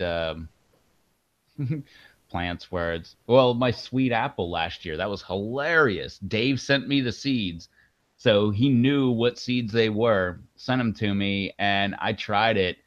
I was like, what the heck's up with that sweet apple, man? Like that thing's really, really hot. And he's like, what are you talking about? I'm like, yeah, I tried it and I thought it was really hot. So I took one to work and me and my buddy tried it and like we both like it felt like it burned our face off. I'm pretty sure looking back it was probably like a ghost, but I don't know what it was, but we thought it was a sweet apple and I'm like, oh yeah, it'll be great, dude, you should try it with me. And I cut it in half and like we even took the seeds out of it and everything and we tried it and oh man, like I remember telling Dave, this was before like I broke my taste buds. I remember telling Dave like the whole front half of my mouth just went numb. Like half of my jaw, like my whole lower jaw and like half of my upper jaw just went numb. He's like, "Yeah, I'm pretty sure that's not a sweet apple. Sweet apple has like a little heat, but it's not really hot." Which by the way, if you're still here and if you haven't prayed for Dave, make sure you go do that. And then right behind it, hashtag blame it on Dave. Exactly. Or I guess if you want to like be economical, you can just do one hashtag pray for Dave, comma, hashtag blame it on Dave. But I Hmm. recommend two different comments. And if you're going to do that, just refresh again, just so he's like, what the heck's up with my numbers? And why do people keep saying that? I Ah, love doing stuff like that to Dave. yeah, it can be fun. Oh, yeah. Well, the very first time we did it, he texted me the next day, like, what the heck is this pray for Dave thing? I'm like, it's great, isn't it? And then just quit talking to him. Like, I never responded back to it until like the next live stream.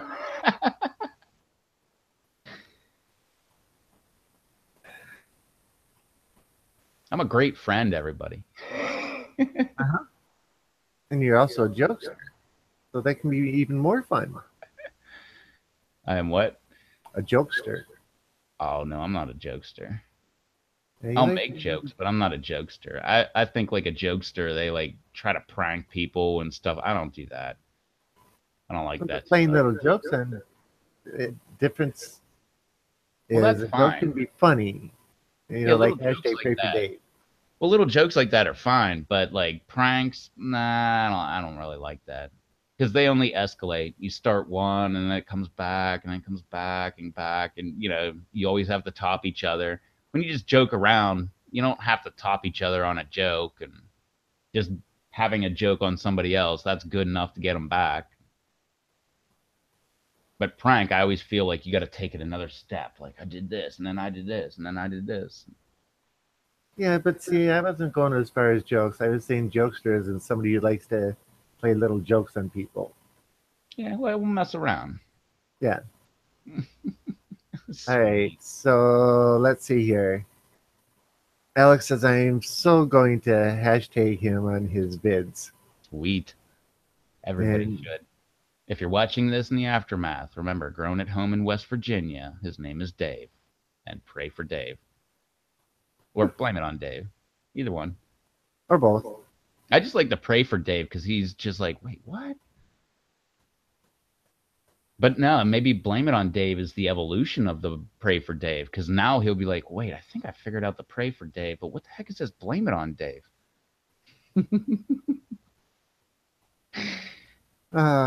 Jared says with blackberries you prune out second year growth after they fruit. That's right. I don't think I've And ever I had. think raspberries you do the same thing. You got to wait until they get big enough to fruit. That means the root structure is big enough to make them come back the next year. My father grew them all the time when I was growing up, and I couldn't figure out why every year he'd go down or back and just cut out strips up the uh, raspberries and then top them all off about 3 feet high. And he says that's what you're supposed to do, and I'm like, okay. They came back every year, and we had piles of them. Uh, Blackbirds just loved our backyard. Yeah, I can't remember what it was, but I remember my mom would always tell a story about her.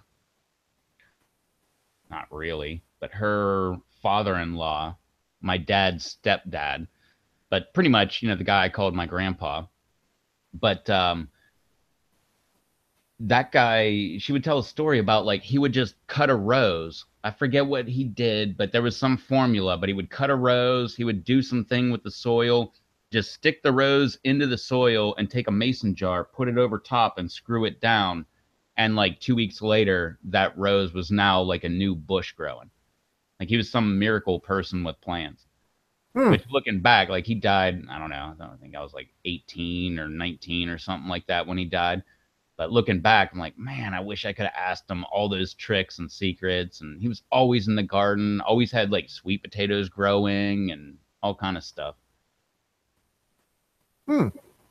Yeah, I wish I could have learned all those tricks. It was probably something dumb like, what do? Is you go and you buy a rose plant and then you put it in a garage and then you like take a cutting and just stick it in the ground, screw a mason jar on, and when nobody's looking, you just take the mason jar out, plant the rose, and then put the mason jar back. He was that kind of trickster. He'd be like the guy you'd go over and he'd be like, oh wow, you got like I don't know, what the heck is some really like I don't know, is Absolute Vodka good? I can't even remember. What's some good liquor? Like high end. Belvedere. What's that? Vodka? It's a potato vodka. Okay. Well, he would have that bottle, and you're like, oh, wow, that's great. Like, you got all the high end stuff. And there'd be all this like high end whiskey and all this stuff. Yeah. No, he had the bottles, but it was usually like a Belvedere vodka bottle, but he had like Vladimir vodka in there. It was like the cheapest vodka you could get, and he would just refill those. And it'd be like in the garage, he'd have like this whole collection. And whenever things got low, he would just take it out to the garage and fill it back up and make it look like it was Belvedere, but yet it was like, 11.46 for a half gallon. Yeah, yeah, because a 1.75 of Belvedere is about 75. Oh, then that's got to be one of the ones that he had. He had Yeah, like the top, like everything. But then he had like, Jack Daniels and stuff like that, which really made me think like, did he just have Jack Daniels as well? Or was that like really low grade whiskey? yeah, Canadian Windsor. About the Uh, lowest whiskey I would ever touch. oh, that's bad. Yeah, that's Uh, probably what was in his Jack bottles. But yeah, no, Belvedere, Chopin, and Skull vodkas are three high-end type vodkas. no, I was thinking of what's the good tequila, the local Mexican restaurant, the guy that ran the one, I was out at the bar one night and he knew me because I was in there all the time. And he's like, oh, I got to buy you a shot. And I'm like, oh, you're going to buy me what? Let me guess, Jose Cuervo. And he's like, no, we don't drink that crap. And I forget what he bought, but it was like the good stuff, according to No him clue. anyway. What was Okay, it? I said I have no clue. I don't But know. the chat's about to get away Oh, from me, so let me Patron. catch up. Huh? It was Patron? Patron. Okay. Let me catch the chat up before it goes off Go the for it. screen. Dave also has a Facebook page where he has videos that you can send messages. Going at home in WV. Yes, and I highly Um, recommend that too. yeah, The more the yes, merrier. he has some crimson, crimson Blaze videos on there that are not on YouTube. Oh, Alex blasphemy. says, "Oh, cool, Brian. I didn't know about that." That's blasphemy. I can't believe he has videos on Facebook, but not on YouTube. Yeah, Brian says, "Not a problem, Alex. He posts more of his business videos on Facebook." Yeah, I'm going to check that out for sure. Says Alex. But I yeah, mean, what he mind should you, do. 13-minute marker here. Yeah, I saw that. I was going to say it at the 20, or actually the 30, and then the 20, and then the So did I. 15. I was like, but like I stopped for the 15, and here we are at 13. But Yeah, I was going to do, but we were already in the middle of something. Ah, but yeah, no, he should do like we were talking about last night. He should do the Patreon thing, and that way he could do everything through Patreon, and that way I believe I don't know. Have not even looked into that, but can't you do the Facebook videos on a Patreon? and the YouTube videos on the Patreon. I don't know how it works, but I don't know. I know people do it, so it must be popular. But I don't know if he did it like that, then maybe I could see his Facebook videos because I am not getting on Facebook and letting my crazy ex girlfriend know where I'm at. Yeah, I don't do the Facebook thing either, but I think Patreon is a totally separate service that's integrated into a bunch of different services. Because you go to patreon.com and you find the person's account there and sign up for it there. And if you do like a one time donation or a monthly subscription type thing, um, you do it there. And like Mixer and well, I know Mixer does it, but you can integrate that in with Mixer for people who live stream on Mixer, and I think you can do it on YouTube as well, and Twitch, I believe you can do it on. Jared says I like Jack Daniels too, or too much. He'd have never been able to fool me. Laughing out loud. Same with good tequila. Just I don't know where this came from, but I just found a 500 gig hard drive. Heck, not solid state or anything. It's old school, but I have to do some experiments with that. Jared, have you ever heard the song by I believe it was like a good 10, 12, 14 years ago, something like that. I believe it was Miranda Lambert did a song named Jack Daniels. It's a really good song actually. It like sounds like she's singing about her boyfriend, but it turns out like I believe the chorus is something like I fell in love with Jack Daniels something.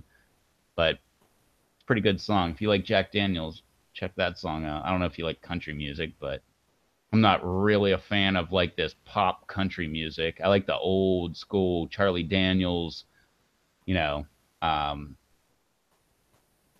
who else am I thinking of? Like, of course, Johnny Cash. Everybody likes Johnny Cash. But Waylon and wait, you're making faces over there. You don't know Waylon Jennings? Don't like Johnny Cash either. You don't like Johnny Cash? You don't like Waylon? You don't like Willie? You don't like Willie Nelson, he's got one or two out there that I can tolerate. I can listen to anything by Willie. I just love his voice. Yeah, no, not me. I don't get into the country type, twangy type music type things. I will, but I only like the old stuff. The newer stuff, I don't like that. The well, there's a lot of the stuff I don't like, but Yeah, everybody's got their own taste, you know.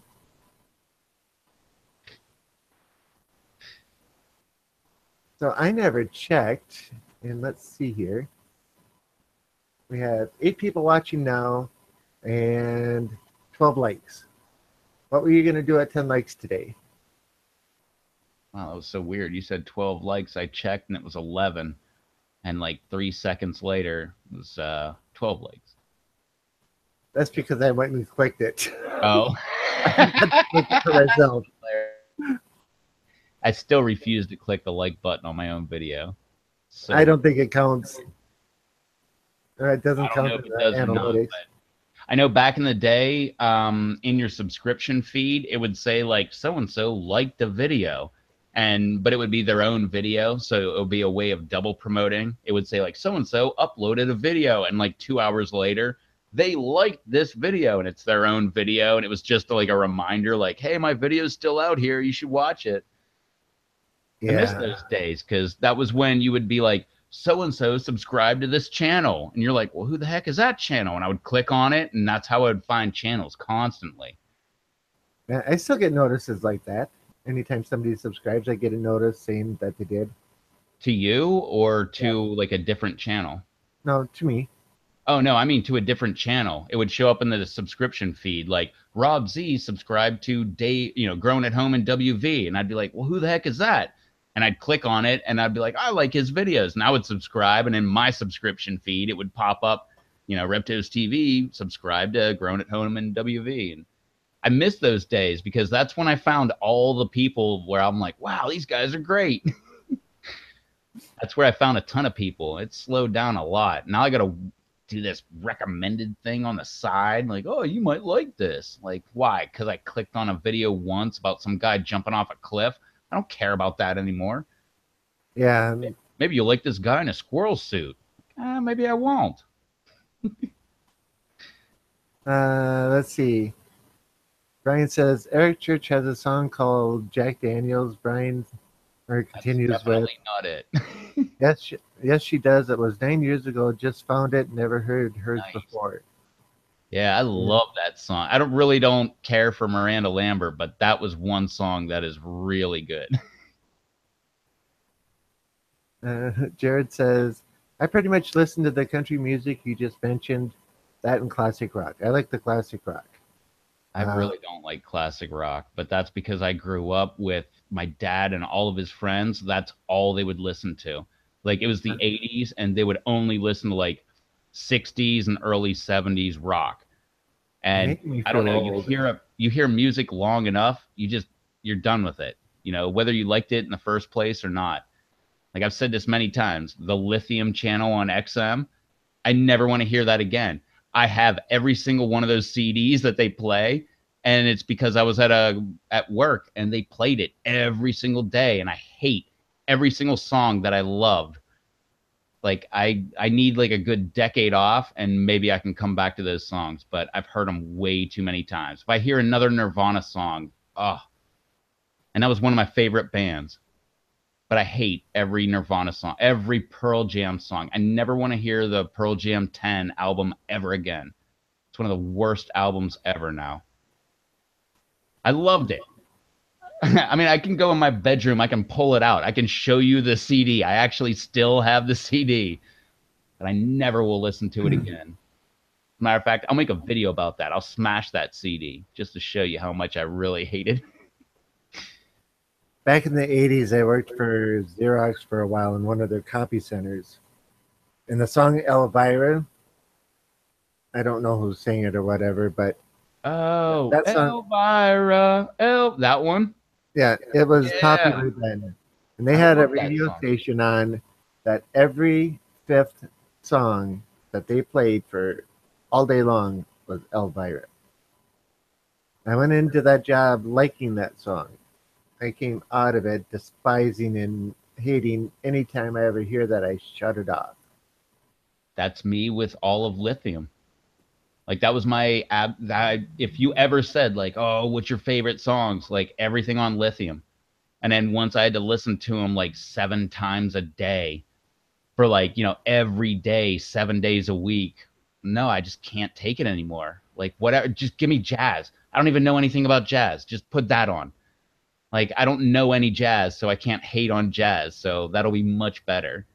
Like once you put on Yeah. like new hip hop, I'm totally not like the new hip hop market. So yeah, I will not know a darn song, and I'm just gonna be like, oh, get jiggy with it, or whatever the new song is, and Yeah. get down.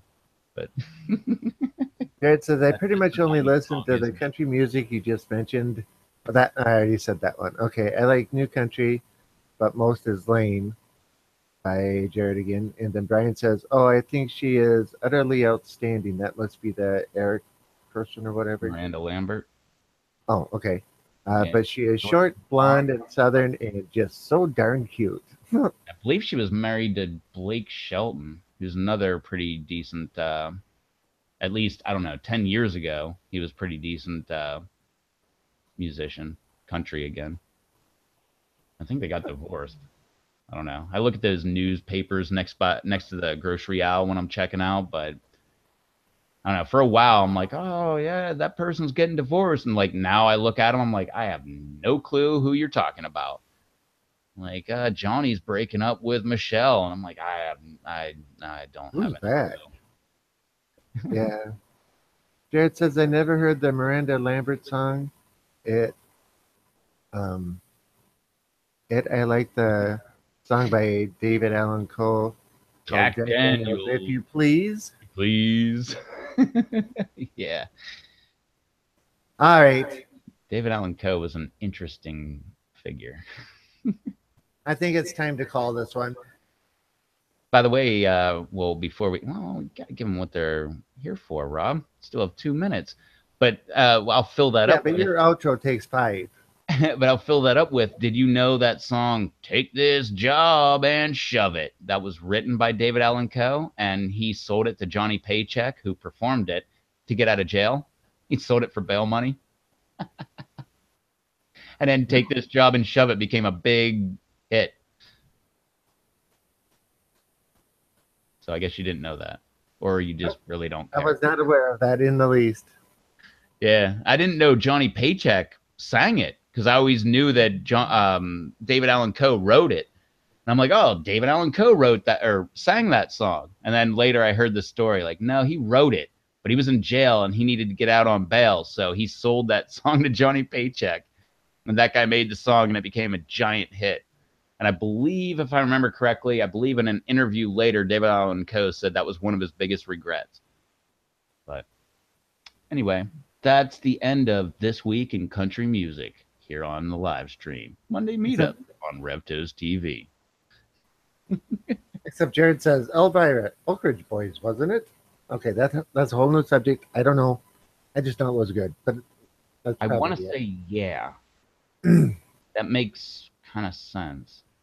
I just barely remember the song. I never remembered that song until Rob said that he hated it. And I'm like, wait, I know that song. I can sing it for Rob.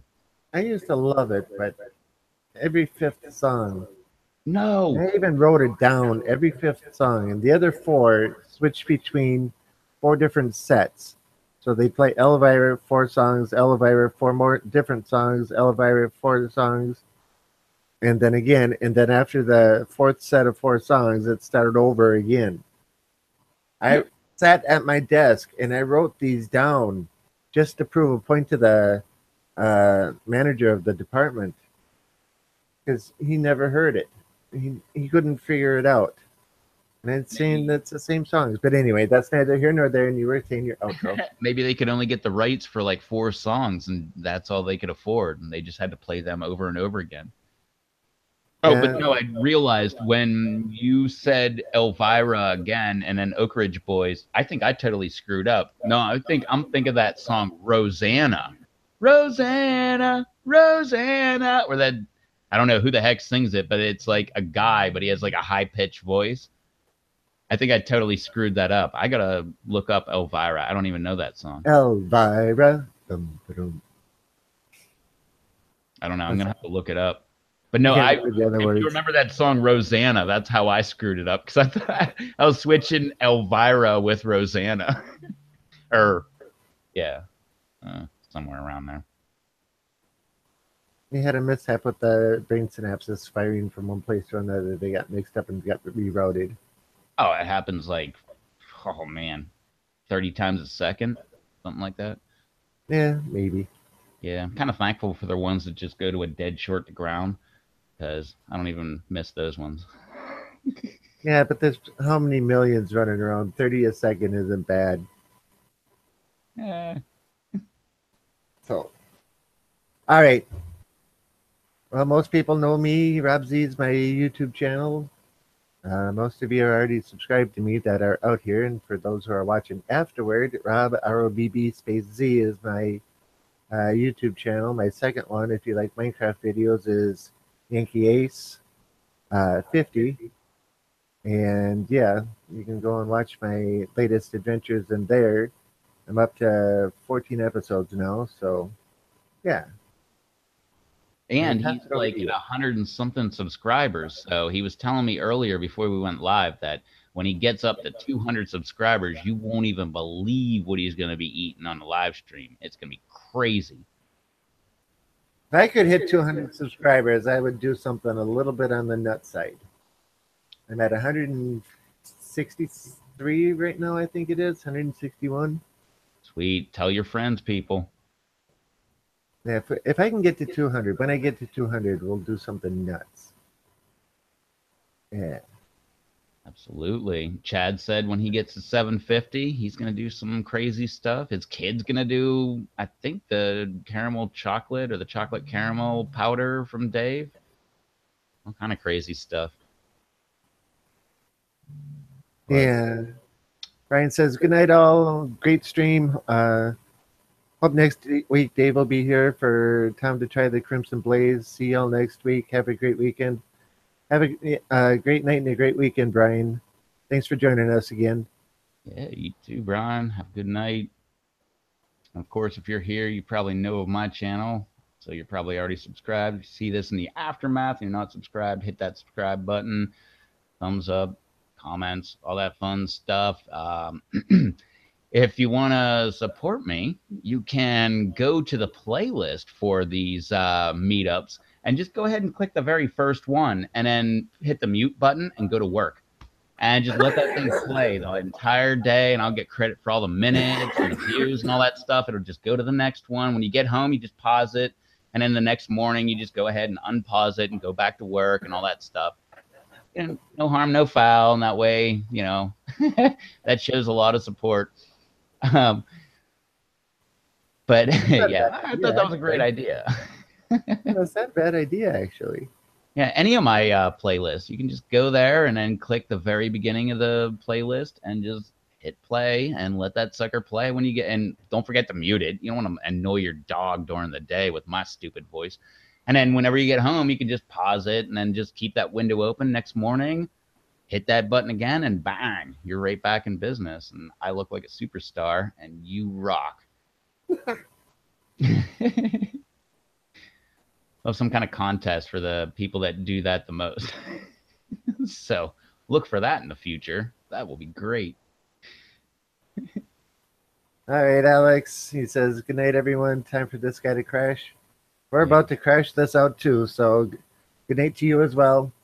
yeah, Good night, Brian. Good night, Jared. yeah. And Thanks for watching. Good thing you got out, got your wife, got home. Everything's all good. So yeah. good thing you get to crash that way and not out on the roads, because that's always sucky. 'Cause then there's insurance involved, and Don't jinx him. Just let him go crash in his own bed, nice and peaceful like. I'm not kind of jinxing him. I'm kind of jinxing myself. Which, if it snows, I'm only riding the quad Yeah. or to wreck that. Or you're just going to stay home and watch it snow. Wait for it to No, melt. if it snows, I am going out in it. Definitely. Oh yeah, me like every GoPro I have or faux pro, we're gonna be out in it. But anyway, I can see Rob over there is super excited that I've just kept on going with this outro, and he was correct. So now it's 6 minutes after, so I totally did another 5 minute outro. But I'm blaming 3 minutes on him because he chimed in. I would have been done by now, but he interrupted. Yep, I interrupted. It's all my fault. 3 minutes of it's my fault. Now I'm adding more time to it. So I'm just going to shut up. Good night, all. Thank you much for joining us. See you. Bye. So if it does snow, who knows? Maybe I'll be going live later, not later tonight, like tomorrow or something like that. So if you want to check that out, click that little bell thingy right next to the subscribe thing. That'll let you know whenever one of my crappy videos comes out or whenever one of the live streams goes live. So yeah, if you want to do that, you don't have to.